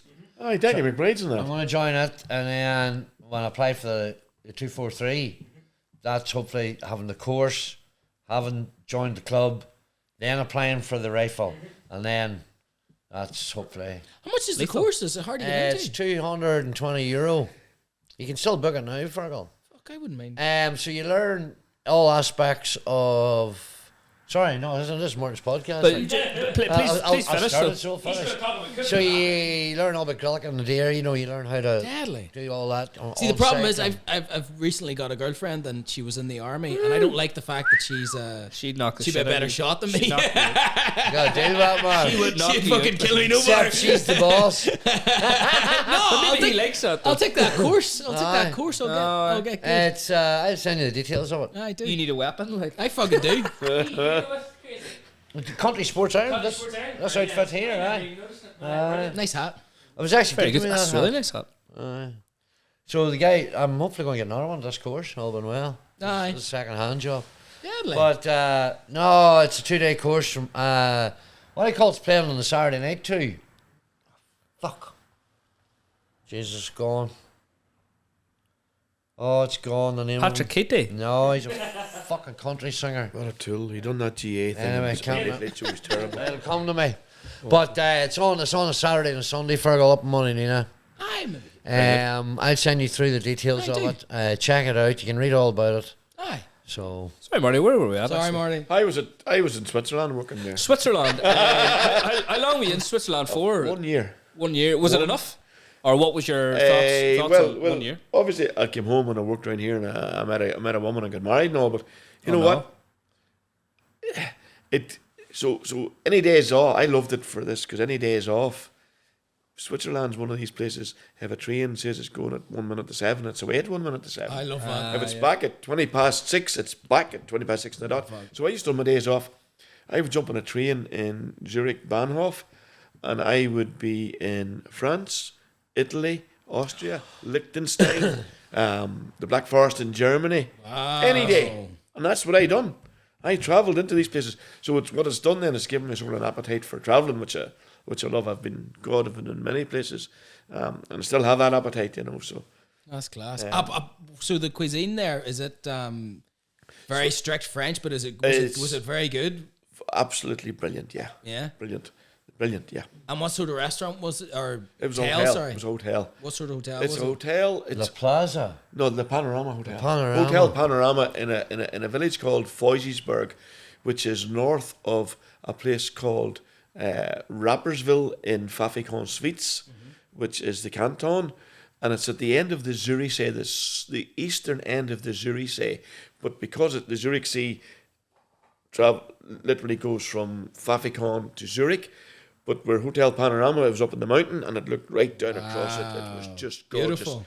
And in the winter, I mean, maybe around about September, they started putting up these like 12-foot orange like poles all around the roads. And I said, what's happening? Is there a race coming? What's going on? Oh no, the snow come. And I was, what's the poles for? So we know where the road's at. It was about 12 foot of snow, like. Jesus. Unbelievable. But they had it. So then, these big orange poles, so the snow plough knew where the road was to plough it. To play it. Whenever the snow came, jeez, it was mad. Unreal. That's what it was. Unreal. That's class. Well, I mean, whenever you come home with a whole big CD collection. That's where it all started for me. Oh, really? Yes. I'll never forget the Gary Moore CD. I remember it. Run. No. Oh, fuck, what's the name of it? Oh, Jesus, that blew my mind. It's not All the U2 stuff. Run DMC. Dire Straits, Money for Nothing. I had all those. But here, I'll tell you all the classic rock. I was only a cub. I'll tell He you. brought this all home and I was like, oh, fuck. I'll tell you something. Was nothing to do with cooking, but it was in Switzerland. I happened to be up in Zurich, because Zurich was only a train ride away as well. And you'd go to Irish bars, of course you would. So I happened up in Zurich and I saw a poster for the Pogues. No way. Wow. So the Pogues, I actually put it up last year on my Facebook when Shane McGowan died. So there's a poster and it said Pogues are playing, and I can't remember the name of the place, something Hala anyway, but it was in Zurich. Got the date and all. Said, right, that's it. Need 2 days off because I got to travel up, got to come back, and I got to recuperate. So I arrived up, went into one of those sort of big Gasthofs, which was beside the venue, and I met these Scottish and Welsh people. So we're drinking the big steins.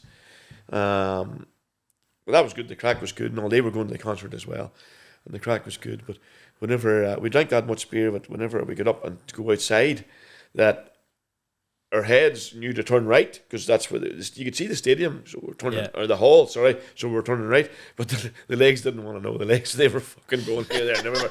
So we were rubbered, we're all over the place. But anyway, got into the venue. I gets up to the front. I'm standing with a fucking tricolour around me. I'm the only one. Yeah. Only one in Switzerland. I have a wee tricolour, because that's who I am, and I brought it from home. And I'm standing with this tricolour. Kirsty McCall was on the stage. Oh, wow. Shane McGowan comes out, swigging out of a bottle of wine, looks down, sees me with a tricolour, says, I couldn't hear what he said, but he reached down. Most people couldn't. So I had to throw him the tricolour, and he handed me down his fucking bottle of wine. Oh, lethal. I'm not joking. It's a good trade. I'm not joking. So I'm drinking away at the wine. He's this round him. He's singing away and playing away. And at the end of it, he actually gave me the tricolour back, and I still have it.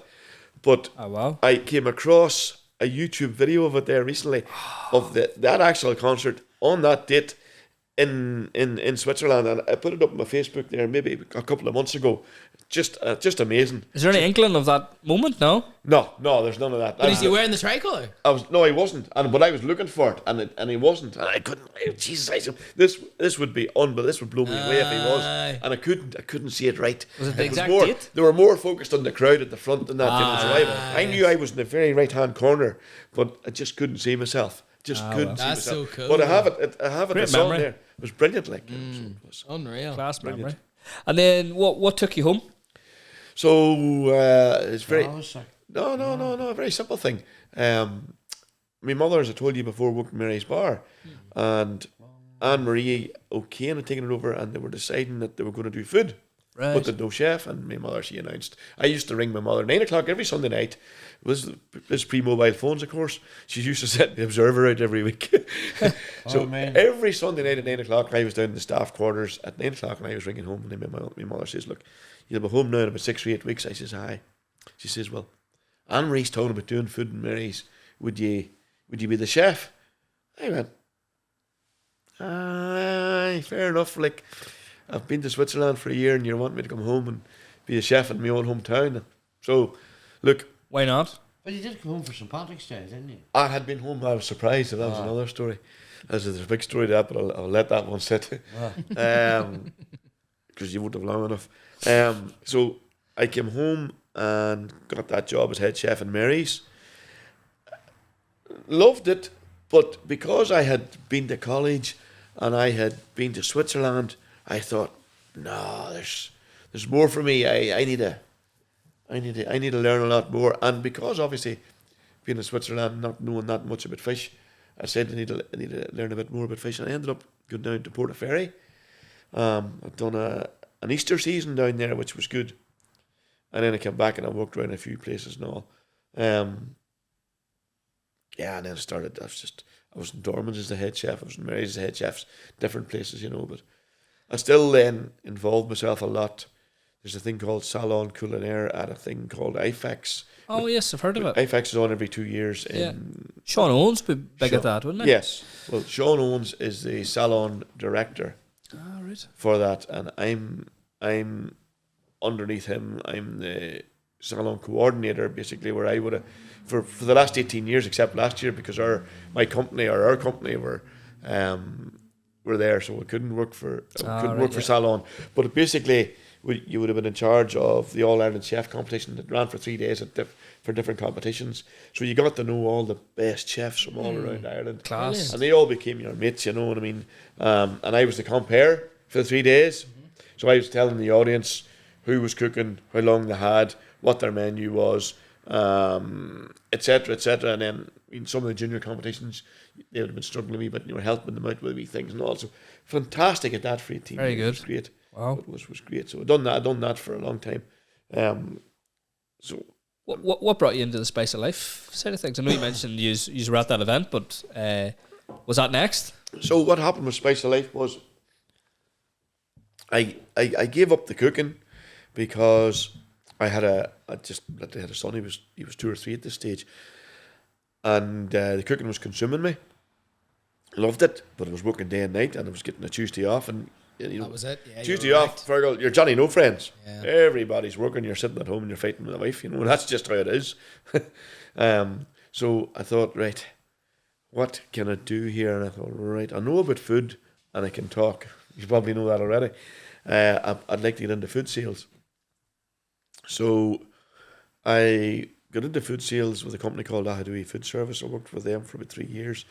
I managed to take about £1 million worth of business from one of their bigger competitors, who then approached me and said, "We would like you to join our business development management team."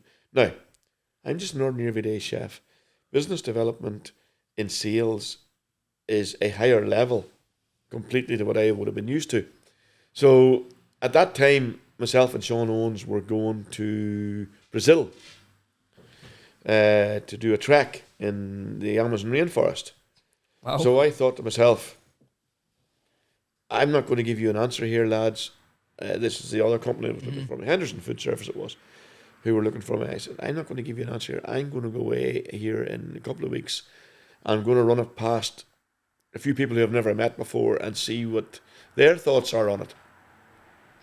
So with the way the Amazon rainforest, we'd done the trek in Brazil and ended up in Rio and all these places, which was bloody brilliant. A million stories out of there. And I just said, you know what? I'm never going to get this chance again. If I want to further my career in sales, this is what I need to do. So I came home and I joined the business development team in Hendersons. And when I arrived in on day one, they had employed another 5 or 6 people. But these 5 or 6 people had degrees in this and had worked for all these big sort of food people that was way above me. Mm-hmm. So I felt quite small. But the man that employed me was Pat Lenihan. And Pat's sister was Mary, what do you call her? She was the president of Ireland. Mary McAleese. McAleese. Yes. Mary McAleese. Not the McAleese is a Cologne Drive now. Never McAleese. Are you sure? That was Pat's sister. So he employed me, and he's sound. I still meet Pat, and he's still sound. And he says, and he introduced me. He says, right. He said to the team, he says, "This is Marty Donnelly. Marty has something that none of you have. Marty has worked in this industry. Marty knows the industry inside out, and Marty knows all the people in the industry." He says, "You can learn whatever you want, but you'll not learn what Marty has. Marty can learn what you have. Feed off Marty and work with him." And then he immediately gelled me into that team, which was brilliant. Brilliant. Got on well for 5 or 6 years, but then the company sort of started putting us down. It was all admin, and you were spending more time in an office in Mollusk than being out face to face. And my game, for me personally, it was the face to face, meeting the people That you enjoy? seeing what they're using, what they're not using, and maybe giving them a bit of advice without teaching them how to suck eggs, which was very important. So I just got fed up with it, and I was offered a job selling equipment. So I'd done that for about a year, and that outfit went bang, and I went, oh jeez, and just at as they went bang, my mother passed away suddenly. So I said to myself, life's just taken a completely different turn here. So one of the boys that I used to work with in Hendersons, I knew his father was. I had a recruitment agency, Pat O'Kane. So I rang Paddy the son. I said, Paddy, any chance your dad would have a job or something to go look at? So Pat O'Kane rang me. He said, look, Marty, I have 2 boys coming up from Cork. They're coming up on Friday. They're coming to Newry. Sure, come down and see them. He says, there's 7 other people coming in for the interview. I says, grand. Turned out it was Tom and Dennis, the guys that own Spice of Life. So got talking to them. Found that it was a very amicable conversation, not a business-like conversation like what I would have been having, before. And I felt very comfortable, and like we were talking about hurling and all sorts of stuff. So you're sort of, I was quite happy with it. Good vibes, all right. So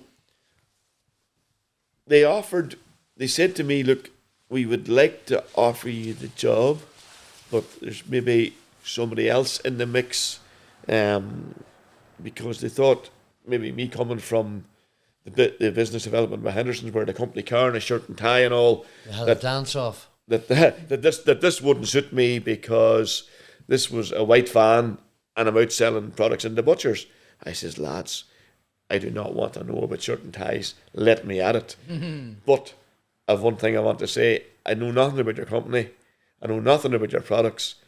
Would you mind it before I made a decision if I drove to Cork and got into your development kitchen, used your products, and then made my decision? So I got up at 3 o'clock one morning, drove to Cork, worked all day in Cork, and arrived back home at 12 o'clock on the same night. Now, fair play to them. I needed to do it because I've said that I was involved with a salon at IFAX, and my credibility would have been very high in chefing circles. So the last thing I needed to do was to be selling crap to friends. Yeah, exactly. Yeah, of course. Yeah. So I needed to ensure that the products that I was selling were good. So they had went to the local butcher and they'd got all the beef and chicken and lamb and pork and duck and whatever. And there it was all in that kitchen for me. And they just let me play. And I went in and I tried all these dishes. Now, there wasn't half as much as they've got now. And they let me play all day, and I came out of that place and I went, oh my God, this stuff's really good, really good. Came back up the road and I rang them and said, lads, I'm all over this. I'm good. I'll take this job. So they offered me the job, and that was 12 years ago now in May. There was 15 people working for the company. There's now 150 odd. Really? I'm now the senior business development manager for the whole of Ireland. I'm in charge of all the sales teams around the country, and I absolutely love every minute. The people that I work with are brilliant. The people that I work for are brilliant, and the customers that I work with, I don't even call them customers anymore. They're actually friends. You know what I mean? That's the level we're at, and it's all because we sell a product that stands up. You know what I mean? And it doesn't let them down. And the only thing that that we sell is made by us. We don't sell. We're the manufacturers. We're not distributors or importers. Anything that we sell is made by our company. So we have ownership on it, and that's it. And so you have to have a bit of pride with it. And that's where I'm at with Spice of Life. So who all do you supply then? I'm guessing obviously butchers and Butchers, retailers, hot food counters, delis, to a lesser extent. But then we do a lot of work with multiples. You know, the large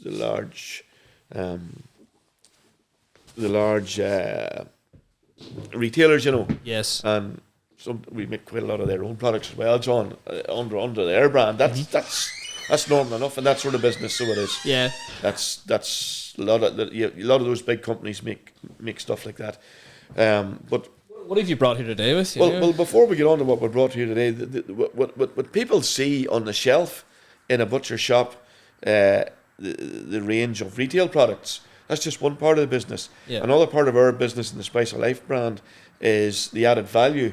And that's, if you look at a butcher's counter, you'll see Chinese ribs, you'll see barbecue ribs, you'll see a ginger chili and lime stir fry. Yes. You see that's all ours as well. You're able to help the butchers upsell their products Absolutely. because of the taste. And my daily role is that consultation with the butchers, where I will come up with an idea or a recipe, and I'll go into the butcher and I say, look, here's something here I think will work for you.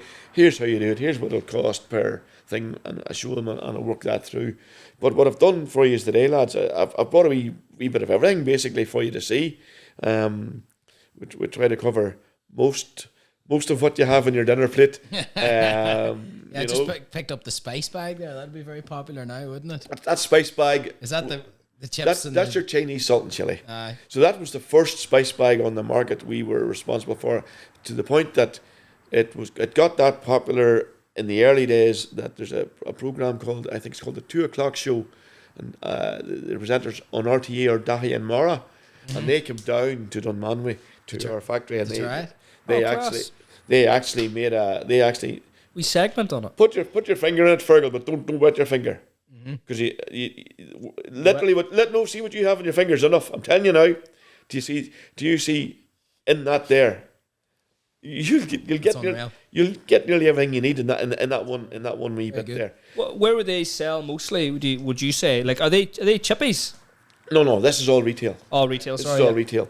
But if you go into butchers, will sell what you're tasting now. We'll sell that in a 3 kg or a 6 kg bucket for butchers to do their ready meals.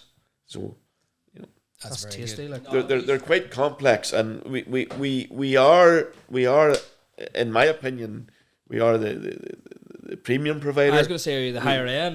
We are that there. I was like, wow, absolutely. We pitch ourselves as a higher end, and I would call ourselves a higher end.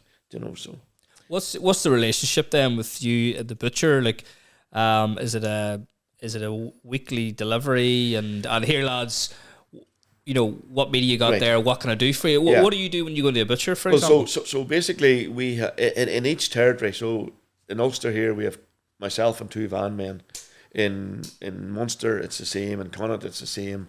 We have a BDM and 2 van men, and in Leinster, a BDM and 2 van men. So essentially, the van sales, they'll go out, they'll service the customer, and they'll give the customers all the products, but they'll upsell as well, because it's in their interest to do so. Yeah, of course. It's sales, isn't it? But my role then is to back that up by going and giving the butchers recipes and ideas. So you go into butchers, see all these different tray packs that you're able to buy now. You see them. They a lot of those are invented by me and other people in our industry. We come up with the ideas, and then we give them the added value product. Yeah. So essentially, we're users kind of sorting the business, the research and development of products for all your suppliers to help upsell their products and obviously sell your elements of your sauces. We call it adding value. Adding value. So basically, 2, 3, 4, 5 p's worth of our marinades, oil marinades, or seasonings can add £1 onto their end product. Yeah. All right, they have to put a bit of effort into a bit of labour. There's a bit of labour in mixing it in and all, but it increases their profits. Yeah. That's our role, is to increase their profits, and it works every time. And that's, you see that being very popular now with the butchers. There's always a tray of the curries or the stir fry stuff or that. That's just the level we're at now. People there's a lot less cooking being done. Funny. And because there's a lot less time, I think people just don't have time. But is there any other competitors in the market? So there's competitors who'll do some of the retail stuff. There's competitors who'll do some of the behind the counter stuff, but there's nobody who does both like us. We cover both ends. I was actually genuinely looking at all this stuff. I'm like, that's some range and breadth. But that's nothing compared to what we do. Yeah. It's not. We probably have a library of about 2,500 products. Jesus. Wow. No, I've the one I've tried is the one you're about to. The hot wings one is very, very good. But they've all got their own wee things. I'll give you an example. I'll give you a couple of examples. The bolognese has only got 5 ingredients. I was looking at that. It's proper vine roasted tomatoes. There's no added sugar, but they are quite sweet. Yeah. But we have a little guy in Italy, and he gets us the tomatoes. The only other thing in there is a bit of salt, black pepper, It's one of the smallest ingredient labels I've seen. Basil oil, and that's it really. It's a really clean, crisp, tasty taste. It's that nice. I also use it as a dip because it's so good. It really is good. It's like a little chunky salsa without the heat. It's a beautiful. It's a very fresh bolognese, and you'll find that when you taste it. The black bean sauce is gluten free. Most of our sauces and the things are gluten free. Black beans gluten free and MSG free, but it's also our lowest fat sauce.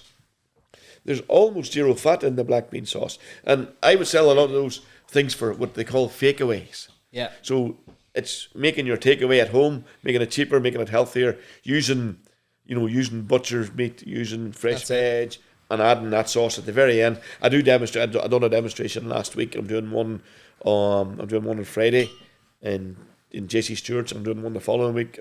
Deadly. That's what you could do with a space bag. I do tastings all the time. So. Yeah, how regularly would you do the tastings? Would it be once a month? Or?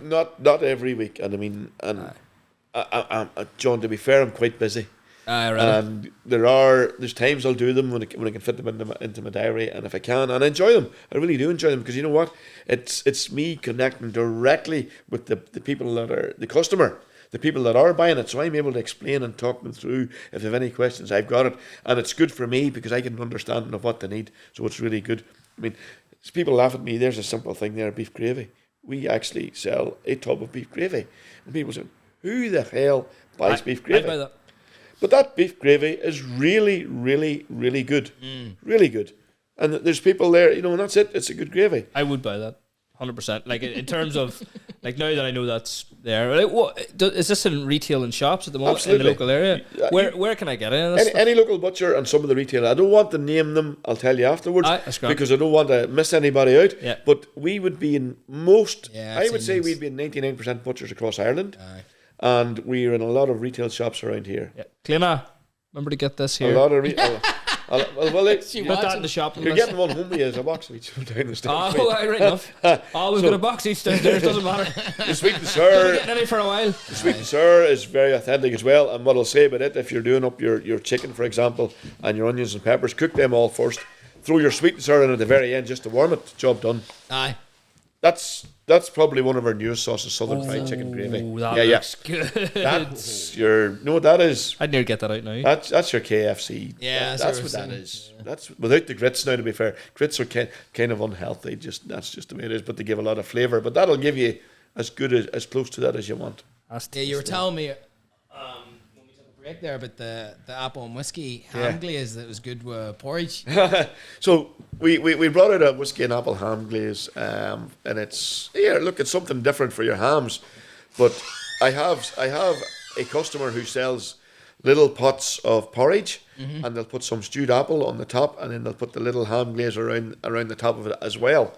But if you're doing it at home, make your porridge at home, throw in some stewed apple, and mix in a little bit of that, and it'll just bring it up. That sounds deadly. It'll just bring it to a different level for you. So is there any other wee tips you have there for, like, is there anything special that you do with these spices, that a wee secret or cooking wise? Well, the handy thing about those is they're all what I call finishing sauces. You're putting those in. They're not cooking sauces. Yeah, you just literally at the very you're end. putting them in at the very end. If you cook in, you're sort of losing them a wee bit, and all you're doing is putting them in at the very end and heating them through. Job done. What one's that? This Fergal is your creamy pepper sauce. Our biggest seller. It's unreal. Snip it with a pair of scissors. You don't even have to snip it. There's a wee rip There strip you on go. it. Pop it under a cup. Yep. 30 seconds in the microwave. Yep. Steak. Yep. We've a Chips. Bushmills and a Diane my version of God. that. But just so Beautiful. you know, the pepper sauce, we will start. It's our biggest sauce anyway. It's our I've had it's it. the one we sell most. However, because the boss was on to me yesterday about it as well, in about a week's time, we will start producing for Valentine's. We'll probably do somewhere between 20 and 22 tons. Jesus. Just in those 2 weeks to cover what Ireland needs for Valentine's Day. For everyone making the steak and chips. And It's for Valentine's. Peppered sauce 22 tons. for Valentine's Day. Okay, baby. We're going to get the pepper sauce tonight. It's made. Our biggest vat is. It's a story and a half height. It's a 3 ton vat. So that'll do 3 ton of sauce. So it will. Unreal. That's mental. So you and Durex work the hardest during Valentine's Day. Absolutely. It's 22 ton of. Like, that's one of them real stupid That's what we'll do. things, you know. We'll you do pop with up 22 around ton. pleasure. That's But here, you're unreal. asking for a wee quirky one, and it's a very interesting one, and I don't know how, because it's marrying into a question you asked me earlier about how do you like your eggs. What was John asked, but do you see a fried egg? Do you see a little bit of that spice bag? Yes. Just yes. sprinkled on the yolk. I like a bit of. Oh my God, Kevin, I have one of them in the box for you too. That's your Chinese salt and chili. I've got a box with my Open. Just touch it with your finger. Don't wet your finger. You'll get all the flavour This is you what you need. put over the chips and stuff. Absolutely. Yes. Don't wet your finger. It's all right. You'll get enough flavour from that. Would you? I'm telling you now, you will. It's okay. Fergal's having that one. Yeah, that's mine. I feel like we West Belfast, you know. So I was saying, John, Wee spice he was bag, asking me mate. some other tips, but I was saying about the apple and whiskey on porridge with stewed apple, gorgeous. But the spice bag seasoning on top of the yolk of a fried egg is just class as well. So How's Celtic doing? well, they've just scored again. Hopefully this is their fourth goal, and they've missed a penalty as well. So hopefully this one won't be ruled out. And that's after 86 minutes, by the He's way. going to divide this all out. No, I'm not. We've boxed downstairs. There's a box each. He's give us a box There's each. a box each. See what's sitting there. You've got a box down the stairs. Jude has a box. John has a box, and Fred has a box. They're sitting downstairs. This man's Oprah Winfrey. My son's going to be eating Y'all got a box. You get a box. You get a box. Jude gets a box. No, I'm very excited to use all the products now. Definitely. Definitely do use them. I'll tell you what's an Good interesting Oh, one. don't you worry. I love cooking. Whenever I do tastings in shops for people, this week I'm doing Bushmills, Diane, and pepper sauce. Oh, nice. Everybody likes a pepper sauce, but like I always promote it because people want to taste it.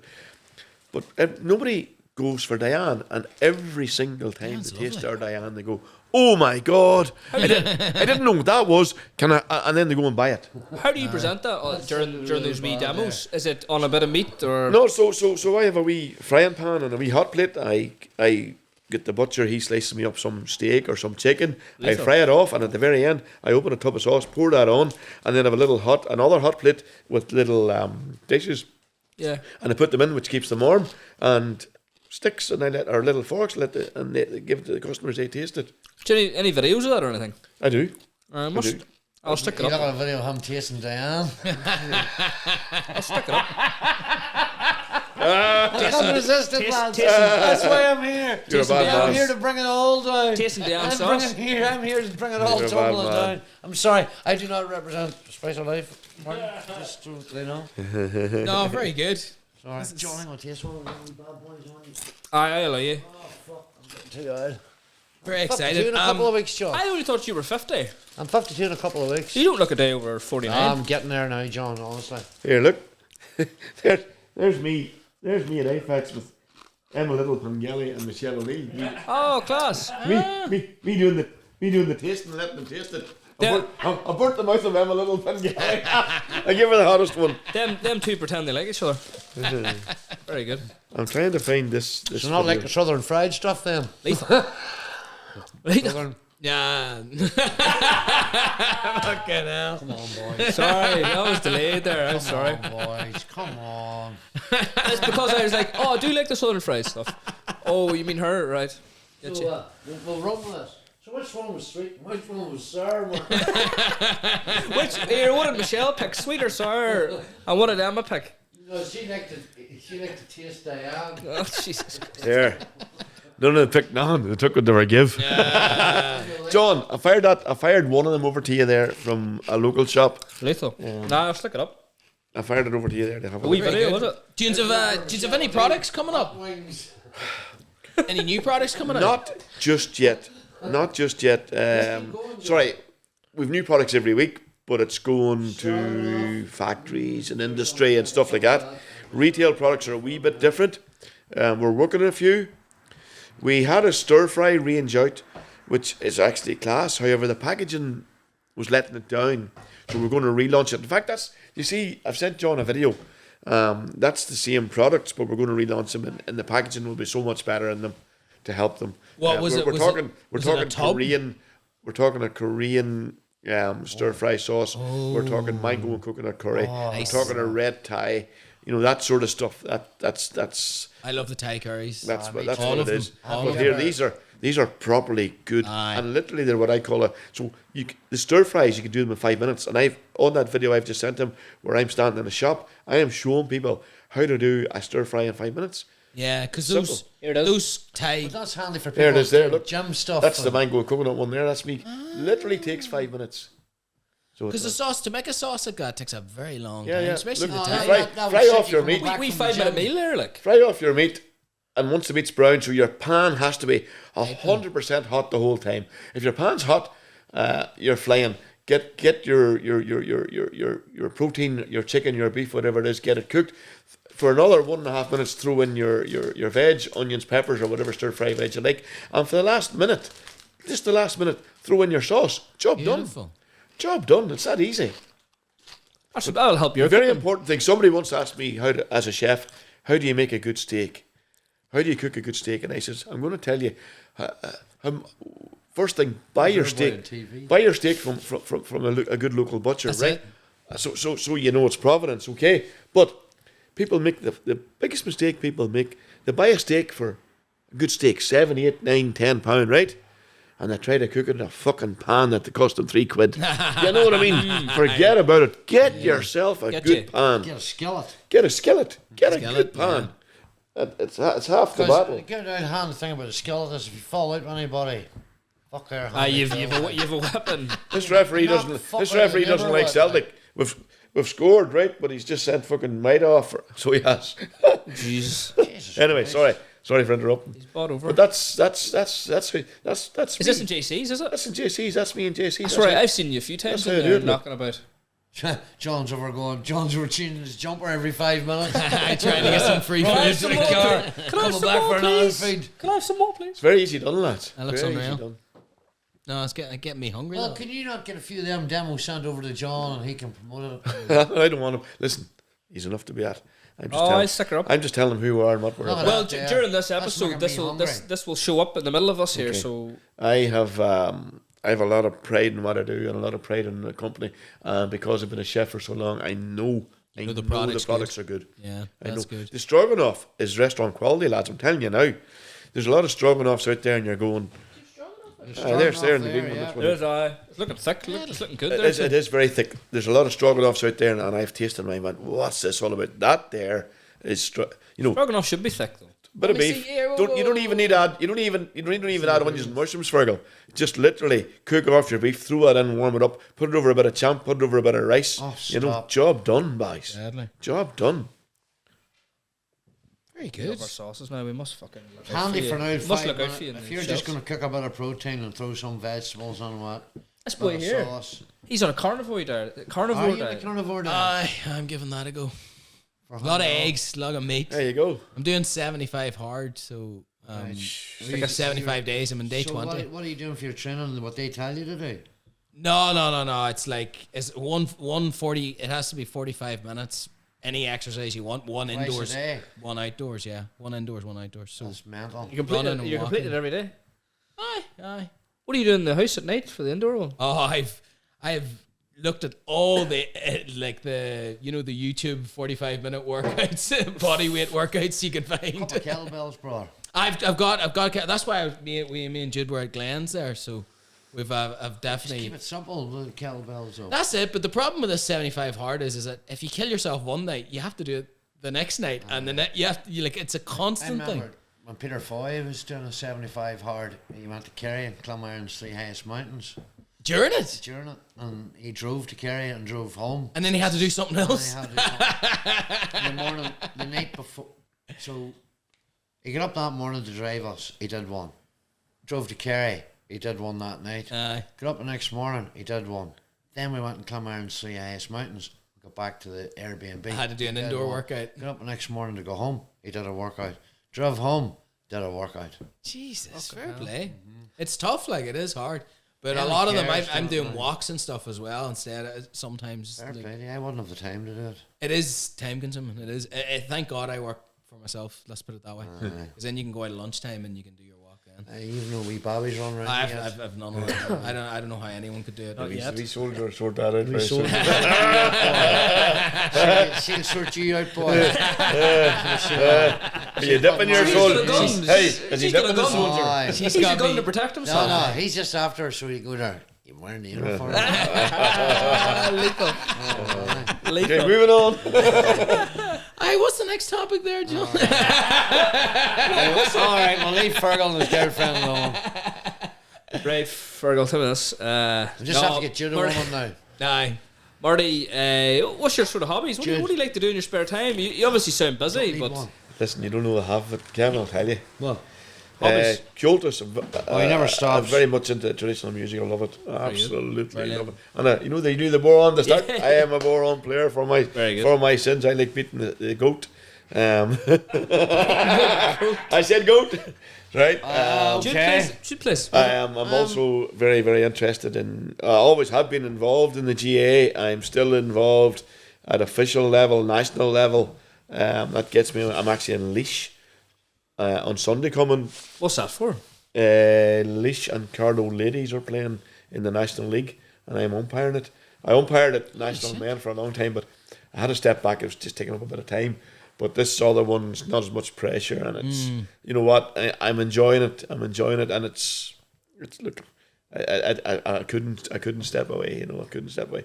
So GAA, traditional music, wee bit of language, wee bit of history, but psalm and stuff like that. Kevin and I would be very much into that. And Kevin's mentioned a few times in the podcast that you just started looking into like ancestors and Ancestry.com. I'm big into Ancestry. He's only one of the most. Talk about that. I love it as well. My I love uncle's it. my uncle's currently got most of our tree mapped out for a couple of 100 years, I think, or at least at 150 anyway. He's doing a good job. How were you a part of that with Kevin, or what way did you? So not in as deep as that, but I done the Ancestry the DNA kit thing, right? So it is fired up then, obviously. Wow.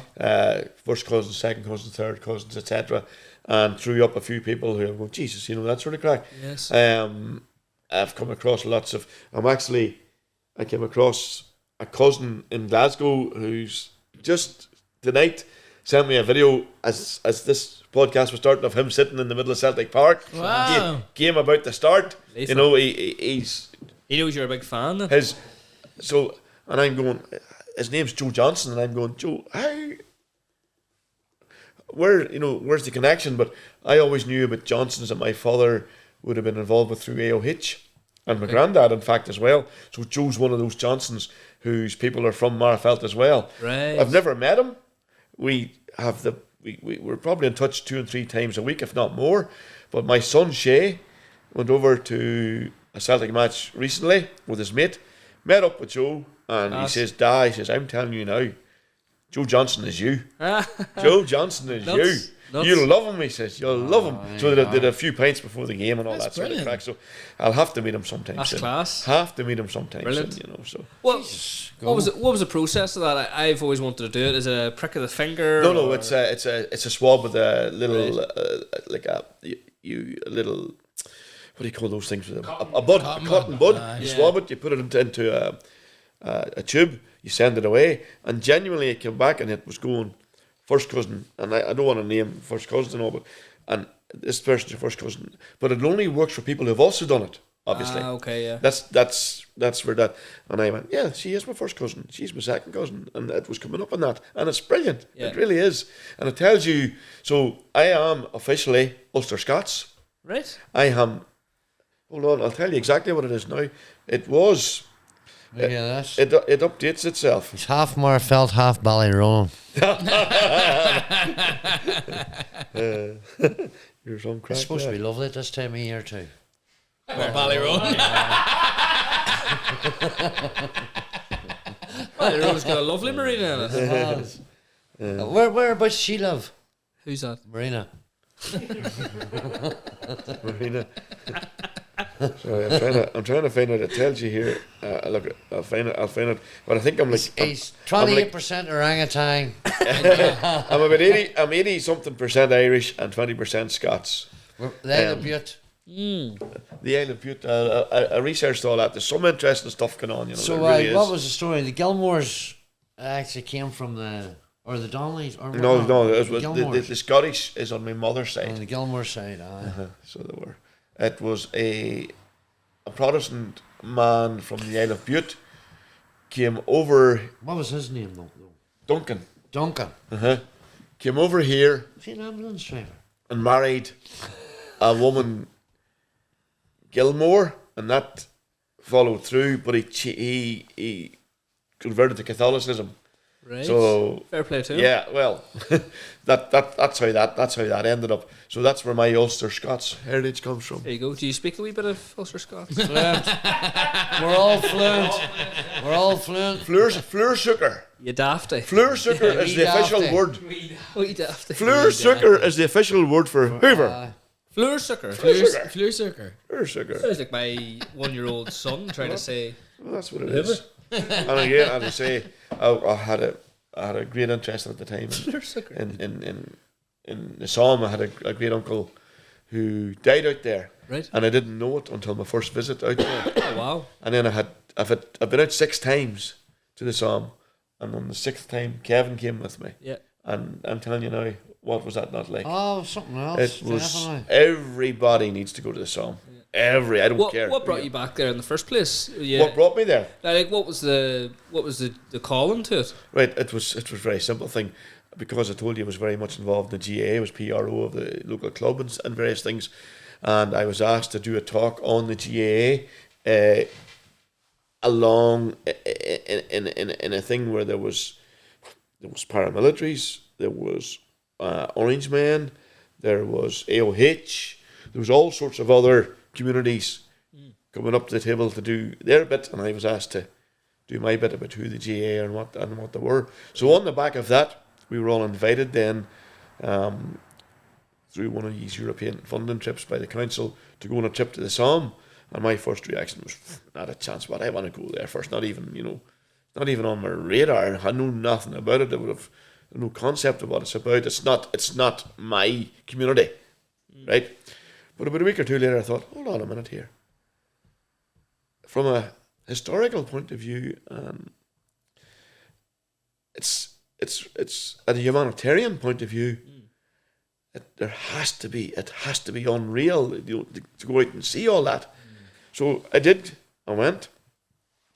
While I was there, I went into a tower, and I opened a book, and I looked, and I found Donnelly name, and I went, Donnelly, and I went through the Donnellys, and there was this Donnelly from Magherafelt. Jesus. And I went, Jesus Christ, who's this? And then I looked at it, and I knew it was my great granny's name, but it was one of their sons. So then I phoned home to one of my cousins. Do you know this man? Yeah, that was your great uncle James who died at the Somme. And I went, hold on, why does nobody know this? Well, there's a story behind why nobody knows that nationalists that died at the Somme was covered up. They were forgot about, Right. They were. It's just the way it was at the time. Didn't suit any narrative. It didn't suit unionism. It didn't suit republicanism. Didn't suit at the anybody. time. And there were so many people from my community who went to the Somme and have been forgotten about. 4,000 nationalists in this area alone. Unbelievable. I'm telling you now, if you looked it up, you will find a relative. You go to St. Colum's Cathedral in Derry, that book is in St. Colum's Cathedral in Derry as well. That's that thick. It's there. You can go and check out if you've any ancestors. For anybody listening that wants to check out anything to do with any World War One, go to St. Colum's Cathedral in Derry. That book's there. And the book's there. I don't know if it's been digitised, has it? Could possibly be. Check it online. I've never thought of doing that, actually. It could be. But if you're ever up in Derry, go around there, look up your own name or your mum's name or something. Very and interesting. you'll find So then we followed his journey, followed his story. I started following his story, who he was, how he got there, why he was out there. So it was my great uncle James, my granddad's brother. He met up with a few boys in Moneymore, and they went off to Boyle in County Roscommon. They joined the Connaught Rangers. they were caught out in England, first of all. They were in England working, and they were sent home to join an Irish regiment. When they got here, as Martin says, that they were sent to Boyle.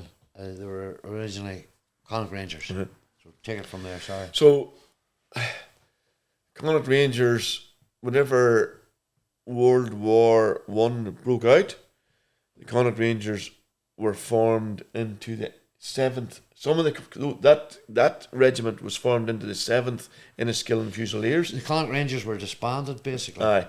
And they formed into and under the 16th Irish Division. They were the 7th Service Battalion of the Enniskillen Fusiliers. And a service battalion basically is a battalion that's only formed for war. It's not active out of war. It's only formed for war. But it was him and a lot of his mates. He was actually involved in the Battle of Lewes, which was the very first battle that gas was ever used, and he survived that battle.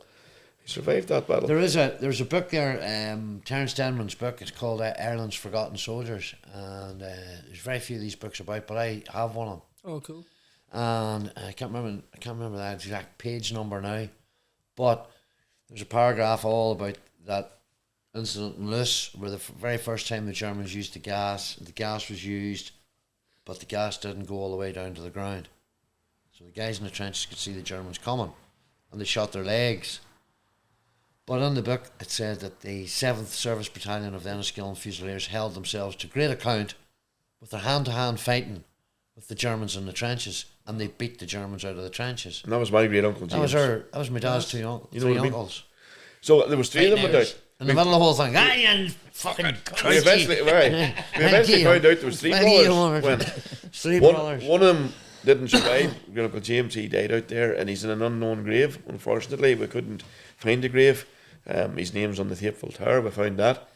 Two other ones came home, one okay, and the other one was called the Wing Donnelly. The Wing. I remember you mentioned the Wing that. because he got his arm blew off. They called him the Wing. Because you only had one then. The one wing. But then we started doing more investigation into where they were at and what they were. It was tough going because we'd been down to Enniskillen, down to Fusiliers Museum down there. Brilliant place, brilliant. They were very good to us. They were, but a lot of the records were lost during World War II. So we've had real problems finding photographs of them. We still haven't got a photograph. We haven't got actual visuals of them at all. We've been within 100 metre square of where he was killed. So that happened because a good friend of mine called Fergal O'Boyle from Donegal. Fergal is a World War I historian, and he mapped it all. He found out where they were at on that day and mapped it all out. But we were able to find it via Terence Denman's book as well. Because I was able to follow the journey of I got another book as well. It was like I can't remember where I got it. It's like a whole diary of a general that served with the 16th Irish Division, and there's certain sections of it where he talks about the 5th Service Battalion, the 7th Service Battalion, and he talks a lot about them boys, and where Denman actually gives you all the trench lines. So outside Gillemont, or was it Ginchy? Ginchy. So just outside Ginchy, there's a crossroads, and you can see there's 2 wee squares where it shows where they had the Fusiliers, the Enniskillen Fusiliers.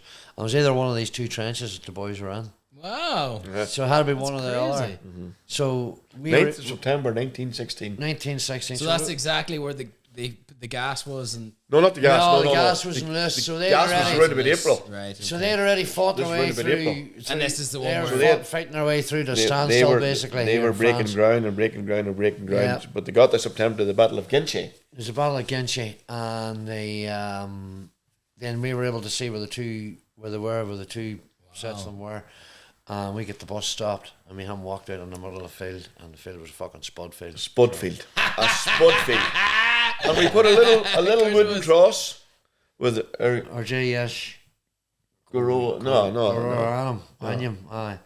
And we had Patrick James Donnelly. and you put a cross there. We poppy cross, we poppy Oh, on. that's class. With his army number and his name and Magherafelt on it. To come Glóra J agus an Nora na Heron. Nora na Heron, is what aye. we wrote on it. That's right. To come Glóra J agus an Nora na Heron is for the glory of God and the honour of Ireland. But you take the other side, and his people, the people he was fighting alongside were UVF, and theirs was for the glory of God and for God in Ulster. Aye. But for God in Ulster is the same as for the glory of God and the honour of Ireland. Yeah. Same thing. They were fighting, and that was their thing. But they fought side by side, and they died side by side. You know, so it's just it's a fascinating There's place. a whole story. There's a real long story about how it all came about and all the rest of it. And I talked about it quite a bit in one of my podcasts. But one of the real eerie things I think that happened to us was the day, exactly 100 years to the day that when we were Massive in Dublin. story. And cutting a long story short, we got to see a couple of things we wanted to see out in Island Bridge Memorial, and we decided we had heard there was a guy called Tom Kettle. Tom Kettle was a very famous Irish Dublin- war poet. He was an Irish war poet, but before the war broke out, he was known for his humanitarian and all that there, and he was a barrister. He had went to Belgium. He was part of the Irish Volunteers. The Irish Volunteers were formed by John Redmond against Carson in the north, against his UVF. And UVF were drawn. And they were going to commit treason by fighting the king of the time. They were against home rule here in Ireland, whereas Redmond was going to defend that. So Redmond needed guns, and he sent Kettle to Belgium. Kettle went to Belgium, which was a predominantly Catholic country, and he had seen what the Germans had done to that country. They'd wrecked it, and it changed his whole perspective on the war. And he came back and more or less convinced Redmond to go to war, to form up an Irish regiment. So at that time, the UVF then turned into the 36th Ulster Division, and then the Irish Volunteers became the 16th Irish Division. So imagine this: two hordes of military men that were about to gut all in Ireland were then put together in the battlefield of France. But it took them a while. The 36th Ulster Division, them boys were still burning chapels on their way through France. You know what I mean? So it was just that it was all still there. But the game of football, they decided to put them together for a game of football. And the 16th Irish lads were all Gaelic heads, and the 36th Ulster were all soccer men. It was called the ground game, and the 36th Ulster beat them 3-0. But they put them together in Messines, there's a big massive mine in Messines, and they put them together there, and they took the German line there. But there's a crowd of lads from the Falls Road, remember them? The 6th Connaught Rangers. So sorry, apologies, fact checked me. They're all mates. So the Connaught Rangers were still going, right? But the Connaught Rangers, whatever area this was, the Germans had held it for 2 years, and they sent in the Connaught Rangers because the Irish were like stormtroopers. They were the best soldiers that the British had. And the 6th Connaught Rangers took this, whatever part of France it was, they sent them in, and they took it after 2 years. They just brought them in, and they took it straight away. You know, What made them such good soldiers? Irishmen. Irish have always been known as being great warriors, like, you know, Fighters. just. Paul Hughes. Good lad. Paul Hughes. Let's go, Paul Hughes. Just to round the story up, on the 9th of September I need to finish that. 2016, I need to finish exactly that, sorry. 100 years later, first of all, me and Kevin and our partners decided that we needed to go to Island Bridge, which is where the Irish war dead are remembered in Dublin, and where the original cross of Ginchy is, the wooden cross of Ginchy. We went down there and we placed a little remembrance on there and all the rest. And then we decided to go to St Stephen's Green. St Stephen's Green. Yeah.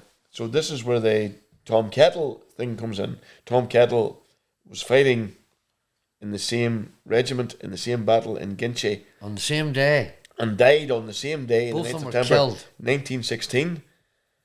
And we were walking through St Stephen's Green, and we seen this big commotion. It was tents and Irish gazebos Army, and the TV. Irish Army. There was a band, there was a man speaking. And we said, Jesus Christ, what's this? And it turned out it was a man called Declan Kettle. We were standing. Right. This gets We were amazing. standing, looking around, and the guy come over and he started chatting away at us. And either you or me, one of the two of us said, it's really mad because Tom Kettle was killed on the same day in the same battle as our great uncle. I went, I'm Declan Kettle. The boy done a double take. He says, what? He couldn't believe it. He says, I'm Declan Kettle. I'm Tom Kettle's grand nephew. So we were the same to each other. Oh, exactly. You understand? But this boy And was he getting brought us lauded in. by the Irish government. Lauded. They were all the he was ministers the and all main were speaker there. and all. It was weird, boys. They were I all actually there. said to him over in the Ministry for Foreign Affairs. He brought us over to it and all. We were brought over We were as tri- guests. as There and guests. then. Charlie Flanagan, not that I'm any big fan of Charlie's. There like, and then. Into government, we were brought in. but we were brought in. And Wined it and was weird, man. dined It was and- mad. oh It was my fucking God. mental to be That's quite so On honest. cool. 100 years after our great uncle I says to died. Declan Kelly, do you think that the day in a trench together, do you think that the, do you understand what I mean? There's a bond there somewhere. It was weird, fucking too weird, It man. was mad. That's class. But I ended up talking to the photographs of that and all too. it's Stars just- aligned. I, Really. I blew was you just away, like. talking to the university lecturer of right. Trinity and the university lecturer of UCD for ages. It was a great day. It was a great day. Great day for the parish. So it was. Anyway, back to Paul Hughes. This sick on this man. But there's a lot. Paul Hughes fucking do Let's these go. boys. I hope he does. I really hope he does Let's it. go, Paul. I really hope he does it. Well, this will be out. Speaking of parish, And this will be after. This will be won't it? after. So So Paul, congratulations, we Paul. hope you've done it. Please. Let the stars align for Yep. South Derry, man. let's fucking go. Fantastic picture of him and Ryan Roddy today. Wasn't it? Did you Wasn't it? see Two that? South Fucking Derry brilliant, men. aye. I'm loving the whole PFL build up to it. It's as well. class. So But I do good. find that Nurmagomedov has been slightly disrespectful towards 100% Paul. he is. He's been 100%. real. He's getting very bullyish. Well, like, did you see the face-off where he was going to fight him there? He's like, let's go now. He's like, what are you on about? I fight you in 4 you? days, bro. Aye. You know what I mean? Fuck up. I know. But No, like we but were like- talking about Paul Hughes in our last podcast. Yeah, were we? And I was sitting here. We discussed that's right. him Yeah, yeah. too. We were saying. I mean, he was actually going to do the 6-fight deal, That's right. but I don't think he'll do that now. Well, wait. Oh, you made the league. How did that end up? They were doing some sort of like 6 fight, and then the last fight you get $1 million if you win. Yeah, or yeah. It's something. like the PFL. Are they still doing No, that? it still exists. Yeah, the PFL do a league for where right. you fight, and there's certain ways they do points and stuff like that. I don't know the way the point system works and that sort of thing, but it's interesting. But I don't think he'll be. I don't know actually, because if he gets this belt, then I don't know if he's allowed to do it. Is he? I don't know. It's a strange one. Yeah. Why do you but- not like it? Because he's a lavy man. Huh? He not like him. Oh, no. He's, That's not. he's Rossa to the backbone. Like. I was gonna say, you ever bring Marty up the mountains with you? Marty was the man who introduced me to the mountains. Really? So Very mad. As I said to you, I've done a trek in Brazil. I've also That's done right, yeah. I've also done a trek in the Kathmandu Valley. Wow. So the bottom of Everest basically, and we stayed in Kathmandu for a couple of days. But when we were out training for it, myself and Sean Owens decided to bring this man along with us, and he definitely got the bug. Definitely got the No bug. shit. And that's that. I was the man that got you out on the first mountain. Without a doubt, yeah. Yep, all day long. I Yep. told the story in my last podcast. The first mountain I ever done was the Mourns. Was that the snowball one? I never told the snowball Did you not story. tell the snowball Forgot all one? about it. Fucking, well, do you want to tell the Not right? to go, you go for it. I No, forgot you all go- about that. You go for it. But This I is actually, this man's first time in the mountain. First time Training, ever in the training mountain. with a group of people who I'm going away to Kathmandu, right? You were physically Was ready. I going to Kathmandu or was I going to Brazil? You're going to Kathmandu. It was Kathmandu, that one. because Okay. did the monks not kick him out of somewhere? It was Kathmandu. He was a It was fucking dickhead, this Kathmandu. boy. It was When he was at Kathmandu. Belfast, and we were going up the mountain anyway, and I thought I'd be the smart ass. And it was really one day, I left this snowball, and I fucks it there, Martin. But the one decided it's not going to Martin today, and it swung it around right under his girlfriend's face. And they come up and slapped me in the fucking mouth, and I was not big as shock. Now normally I'd pluck him and battered his head off the morning wall, but for some reason I kept thinking of him. I said, no, just leave it, but I couldn't leave it. I was working in Belfast on the Monday, and I sort of knew he'd lived in the Holy Lands and knew the van he was on. So I took the work van and drove around and got his address. So I went round again at lunchtime, and I couldn't see him. I'm glad I didn't see him, because I would probably beat him to death with a hammer. But no, that's what happened to me my first time in the mountains. Slapped some girl in the face with a snowball. Like, I went over and I apologised and said I'm really sorry about it, but he banged me, and I was not big a shock. I was like, and Ken Reid became a friend of mine, was leading the walk. And he's guy asked me to join. He asked me to join Mountain Rescue that very day. That's right. So I was in mountain. I was one like a day, gazelle, and like, next thing on I was the mountain. Mountain I couldn't Rescue the believe week it. later. Just like a billy goat, just going up to the mountain. Well, Hey, how are you getting on now with the Mid-Ulster? going really well. It looks there's some numbers in First it. in the blocks got a great handle on it. We did have a bit of a disaster. Not a disaster, but 49 people turned up one day, and 49 people's too many. Yeah. Mountain Rescue Ireland actually say per litre, it's 15 people. Yes. So because we've 2 litres there, we have 30. So we can handle that. We can have a front door and a back door. We've got beginner walks, intermediate walks, but we haven't done any advanced walks yet, because most of the group are just, half of the group's beginner and half of them's intermediate. Yeah. You know, so a lot of them are advanced, but you know, most intermediate walks are semi-advanced anyway. Yeah. It's not that it sells, but it sells out quick as soon as it pops Well, up. you put on a pole for 30, and that pole is usually filled within an hour. It's nuts. Like. But then you get people dropping out, you know, a couple of days before, and Yeah. things crop up for people and all the rest. And the beauty of it all is there's no pressure on anybody to go. That's it. You know, but When it sits. you know, but if you're not going to go, free the space up. Aye. You know, let them that you're not going. Make sure Let there's them a know you're space not there. going, aye. Very good. But just if any of the hill walkers is watching this here, read the text messages twice, please. We do have people, you know, whenever I stress something on the text message, like wear boots, have waterproofs, and people still don't bring them. And we were in like minus 13 wind chill a couple of Sundays ago down in the Mourne Mountains, and only everybody adhered to what they were told. Would have been trouble. That could, you know, could very easily turn nasty for somebody. If people don't get it about the mountains, Yeah. it can just turn very, very nasty very, very quickly.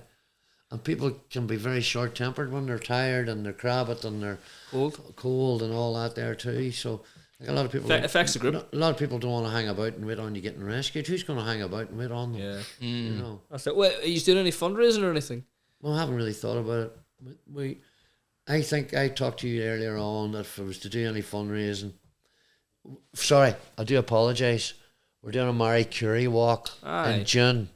It's skirting around the mountains. Right. It's an 18-mile. I am not sure if I'm going to do it yet. Okay. I've told Kirsty that I would, but I'm not sure that I will. But Do you know his 9 O's, by the way? I don't hate anything from her. Kirsty Kevy says He's not So, going to do it. Thomas Limlock's wife. So, what I would like to do is get Mid-Ulster Hill Walkers, or as many of them as possible, and maybe do some fundraising for Mountain Rescue. That'd be great. Mountain Rescue, like, if anybody's listening or anybody's doing any fundraise for Mountain Rescue. You know, they don't get enough. Yeah. They don't get enough praise. They don't get enough nothing. Dangerous terrain and All them things. Getting up, you could be sitting eating your dinner and your beeper or your phone goes off and you have to go, like, and you don't get paid for it. yeah. Hard. It's $365 a year, you know what I mean? You could be halfway to Enniskillen at 3 o'clock in the morning and get a phone call to say stand down. Aye. You're halfway Someone's there. been. So you turn around, drive all the way back and get up for work in an hour's time. Aye. It can be it's very testing. I would You say know so. what I mean? It can I'd say so. work tricks in the mind. That's it. Start funding, folks. Start funding. You're bound to have more questions for Martin because I feel he's got more in the bank. My God, boys, look at the time. I know. You need another pot. You need another couple like me. We'll do. You haven't, Marty, you'll definitely be coming back. you haven't heard the half of it, kid. Limit. I know. You'll definitely come back. He doesn't need me the next time, sure. He can maybe come on his own. No, now. yeah. But He just wants back on his own podcast. That's what he wants. he wants to be the man to say, I've been there 4 times. guys." Well, I've only another half to do. I'll come in with Shimmy and that's me. That's your Doesn't work Pogues. like that. Oh, Shimmy, I can get the fuck. Yeah. He'll be alright. Do Jude, rules. you'll love our Shimmis. I You maybe know him, do you? I've met him a couple of times in the banks, but never properly. Lad, he started all that. He's the man to get rid of all them safety nets for the salmon away up at the coast and stuff. Say no to the salmon nets. Yeah, he's Him and Wally Dar, God rest him, Wally just passed away recently. Willie there. Wally, do you know Wally? I met him through lockdown. Willie passed away. Oh, I didn't know that. well, he took a heart took a heart attack attack. 3 weeks ago. Yeah. Christ, I didn't know that. He was plays heavily something on it. he was heavily involved in all that, and he was heavily involved with the club too. Or Shimmy spoke at the funeral. We did. So maybe you and Fergal could swap seats that night. Aye. You could talk, No you get a bother. mic and you could talk all things fishing with Shimmy D. He'll love that, like. Aye. We would need you on mic for that, to be honest. would have to keep John right, don't I? Yeah, John's go back to school to learn the questions. I haven't forgot, John. Oregano and An spice or Italian what? spice. What Oh my happens God. if you grind a peppercorn? Coriander. What do you get whenever it's ground up? A fire engine, John. Oh dear. Here, Jude, how are you getting on with Kevy's Helix? Hilux. Hilux. I know, it breaks my heart How thinking you about that getting on? Hilux. Jude's episode's not out yet, but we spoke about 20 minutes about it. About the Hilux. Jude was saying, You know there's a nickname for that called the Based. Okay, forgotten that. It's the Based. I could swear I see. Is there a sticker on it or anything? No. There's a it's just- Transformer sticker. Is it still I think there? I seen that car, My or- children, I think I seen that my years ago. son and my daughter, Nico and Sophia, Hold on, both. did he buy your Hilux? Oh, no, I'll tell you. No, there's a story. So my son and daughter, Nico, I had the kids in the estate believing that was a fucking transformer. Right? Don't touch that button. Why not? Because I, give them the whole story. But so Frank McEldowney bought it. Remember Frank Lalonde Yes, I know there? Frank, aye. Frank bought the Jeep, and you get enough. You get a bit of play out of it. And then he sold it on to Jude, and then Jude completely fucking wrecked it. No, it didn't. He took it. Built an engine, fuck's He sake. took it apart and he threatened to spray Did it. you not know it's not your property? He threatened to spray it up. Remember the lovely burgundy? Oh, I remember. You can't get that burgundy. You get a metallic burgundy now, don't you? I said to Jude, you don't- can't spray a colour like that. You can't get that colour anymore. But is the Transformer sticker staying? It's still there. Aye. Probably show up like a zebra or something. But she's in the right house because that's what you do. You're HGV mechanics, aren't you, sir? Aye, diggers. That's actually Aye, well, you're in the right spot. Japanese engines. You're in the right spot, like. Whenever you get her, bring her down. Oh, 100%. Oh, aye. Then you get the bug again. Then you get back. Aye. Too cold at the minute to go out. I found that 99 is she? I found that the 99 was very tight for space inside. That's tight. Aye. But who needs, But I liked it at the time. I went out with Frank a couple of times with a rifle. That's brilliant. And it's brilliant for you could lie in the back of her with a rifle and stuff, but it's getting parked up and waiting, that's the problem. But I think I give Frank the key for the lock at the back. I don't know if he ever give it to you or not. I think I ever did get Yeah, that. I can just see you standing boring out the lock. That's what'll happen. You know. what are you doing to it, Jude? Like, was it a project to see I can do this, or was it? It sat for needs long it, enough and it needs seized it. up or I something. needed the head gasket was blown, so rebuild that, and then once you take one thing apart, you try take everything else apart and tinker at it. Aye, then The whole rebuild of the engine, all the wee cork gaskets start falling apart and all so that shit. Complete engine rebuild, but it's a bulletproof thing. Man. It's unbelievable, man. That's the one in Top Gear with the drop from That's the building. right, yeah. And yeah. tried to wreck. Lethal. Like, why do you think fucking ISIS have them? Yeah, I know. It's every revolution in the world. Exactly. But here, it's funny that, like, this is my conspiracy theory behind the whole ISIS thing, right? Where the fuck do ISIS get 20 brand new Toyota Hiluxes at? White ones, you know? Oh, Biden. Biden. Yeah. No, well, where does aye. Probably. Who pulls Biden's Who pulls Biden's strings? Anyway, don't go there. Don't go there.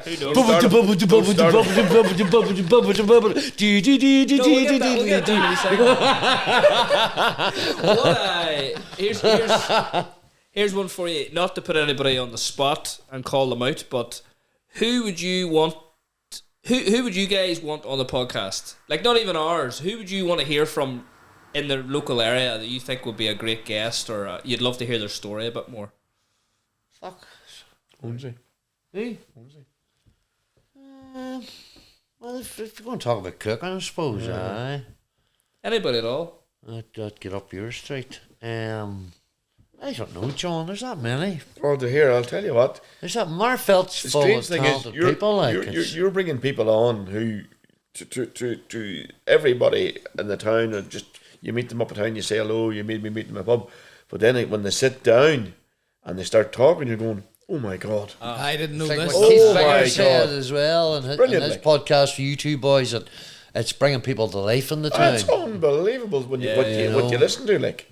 It's Yeah, crazy. Just the talented people. Yeah. And And you're you learning sort from them too. It's an education. I find it as a resource. It's, you think you know people, and then Yeah. you listen to a podcast, you go, Jesus. I know. Yeah. It's crazy. You know, Well, they probably haven't had. That's probably only half the story too, as well. You think about it, we have a there's Marty McLaughlin. You could get him on. His son's just signed for Red Bull for the F1 driving.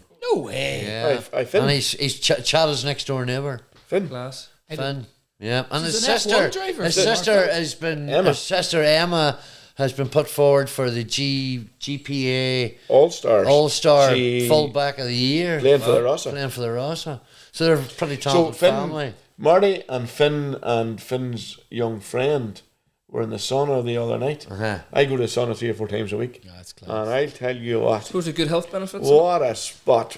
See, you've been somewhere that's good for your health, but good for your head. Which one? Marfeld? Marfeld. GLC just? Unbelievable, John. You see the crack in there and the clientele. It's class. I And then swear he to goes God. and gets his nails See done when on Broad Street. Do you see when the football Chinese season? boys gluing on his See when the nails. football season You got starts? the Pogues you- here it's and full of crack. like. fucking. No, I've been on it Marty. myself. It's good. Oh, aye. Any more questions, John? Fergal, he's mad to get home to watch. He's mad to Wee get soldier. He's home to the wee soldier. Should send him a few videos there. Give me a home by 1100 I sap. know, exactly. Remember Fergal, short way I'll up, have to do laps long way and shit. down. I have to do like You've push-ups got and stuff. 15k to do, Aye. 500 burpees, an assault course. He's living at home to be doing Assault course. squat thrust beside the washing machine. It'll be haloing down from fucking 20,000 feet or You whatever. just don't know the half of it, lads. No, we don't. She's We don't beat me want to know, Fergal. You're working clandestine operations. We don't want to know. Exactly. John's got questions here. Look, I know he's getting Very good. Go ahead, Oh, John. don't even. I'm fucking seeing where all the questions are. As long as they're not in sport, I'm all right.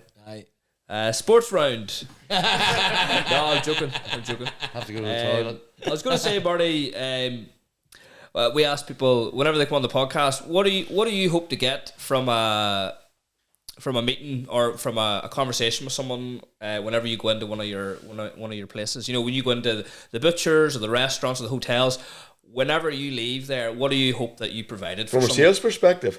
Just in general, as a Well, person, I well, suppose. There's two different things. The first thing is if you get into somebody who's brand new, you obviously have to lay everything out and say who you are, what you're about, what you can do for them, and give them a few samples to say, look, try that. There, if you don't like it, but give it a chance. And if they've tried the product 9 times out of 10, they're hooked because it is good. If it's somebody who you've been dealing with ongoing, what you're doing is what's called a gap analysis, John. You're sort of looking at what they haven't got and what you could offer them and how you're going to bring them to the next level with different things. But as I said before, and I can say this across the whole of Ireland, where our reps are in with butchers now, most of them have become friends, and we nearly consider them as friends rather than customers because Just in having a yarn, really. because we are providing an opportunity for butchers to make more money. And we're giving them ideas. We're feeding off them as well. They're actually giving us ideas at times as well. But it is a sort of there's a small community there being built where we swap ideas and do different things. And what do you hope to get? You hope to be able to come out and say, I have improved that man's or that person's business. I've given them an opportunity potentially to make more money, but more importantly, I've given them an idea that'll bring more people in through their doors and various things like that. That'll come to a butcher. So it's simple enough stuff. It's not rocket science. Yep. And it's as much about personalities than anything else. So 100%. Fantastic. What about you, Kevin? What? What about you? I'll sell you whatever the fuck you want. See this Talk to cup, him John, after. right? Huh? I was going to sell you I this want cup. that actually. Right? See So this here? Uh-huh. This was used in the fucking bombing of Hiroshima and Nagasaki. That actual lid No, it wasn't. was the cap of the bomb. Jesus Christ. It's that fucking good, it made it back. Sounds They alright. made a cup out of it. See this cup? I actually beat 3 knackers out of an orchard with. Right? So it's yours for 25 quid. 25. Oh, you Hold do on, me a deal. hold on. No, hold on. 25 quid. You're not listening. Sign it, 3 40 quid, knackers. 40 I'm not quid talking sign. 2. So I'm selling you this cup, John. 40 quid signed, lad. 40. If you sign it, 40. I sign her 45. Good deal. The quirk Jeez, he's coat, good. doesn't He's That's good. your fee. That's your fee for the podcast. it? Aye. Still Um, waiting on the last 3. We'll end it up there, lads. Oh, we get a half a fee tonight, don't we? We'll end it. There'll be no fee. There'll be no fee. Look, Marty, thank you very much. Thank you, Marty. That for was popping great. on. We've been looking forward to having you on. We'll get him on again. Kevin's been ranting and raving about getting you on. Come on again. We'd love to have you on. I'd stay off We'll this maybe time. drop Kevy next time. Aye. He No. was just a Interrupting wee brother. pestering. Interrupting wee brother. Aye. But no, look, Marty, really appreciate you coming Aye, on. thank you. Another local story told. Interrupting wee brother. Yeah, I love my town and I love the people of the town, and it's great to be part of. I look at this as a sort of an oral history project. It That's is, it. aye. It, You know, it basically and that's is. a massive thing as well, because there's things been said there by a lot of different people, and that's it, it's done, and people can in 10, 20, 30, 100 years go back and go, here's what our town was and the people in it in those days. And I think it's a fantastic thing you're doing there. Good opportunity. No, look, we appreciate it. Appreciate And we're that, gonna thank keep you. we're gonna keep going. What were them Donnellys like? Let's go check the podcast. Jesus, old Kevy boys. No, thank you so much, Marty. Appreciate it. Appreciate you popping on and listening as well. Thank you, Kevin, as well. You basically had to because your brother No has choice. came on. I was him. I suppose. So he was the first one I listened to, and then I went right back to the start. That's how it was done. Aye, It was simple well. as that. We appreciate it. Did you have a good time? Did Absolutely. you enjoy yourself? Enjoy that. Would lad. you come on again? And would you tell other people to come on if they fancied All it? day long. Good crack. All day long. Why would you not? That's it. Why would you not? Opportunity. Did you ever get Conor McCann on? I know he said he didn't. I've want asked. to. Did you hear him in the last episode? He kind of like He's doing a wee. I know, he was in I the know. he was in the background. He's an interesting boy too. He might come on. Who knows? Who Interesting knows? We point, leave it open to anybody, like, Yep. and whoever wants to come on comes on. No, fantastic. Thank you very much, Kevy, for showing up. bother, lads, Fergal, no good to bother. see you. Jude, thank you for coming. We couldn't have done without you. Jude. It's emotional. Come on, Paul Hughes. Let's go. Let's go, Paul. Hey boys, last words. Eat spice alive. How long? Q Boron. How long? Ah! Oh, there it is, there, boys. I'm getting right. I don't mind to be sort of professional. Remember. Right, let's finish her up. Cue the bore on, Marty. Let's go. Just for those who are on audio and not on visual, this is a fucking tourist thing that was bought in Dublin for 50p. It's gonna sound like it's made of 10.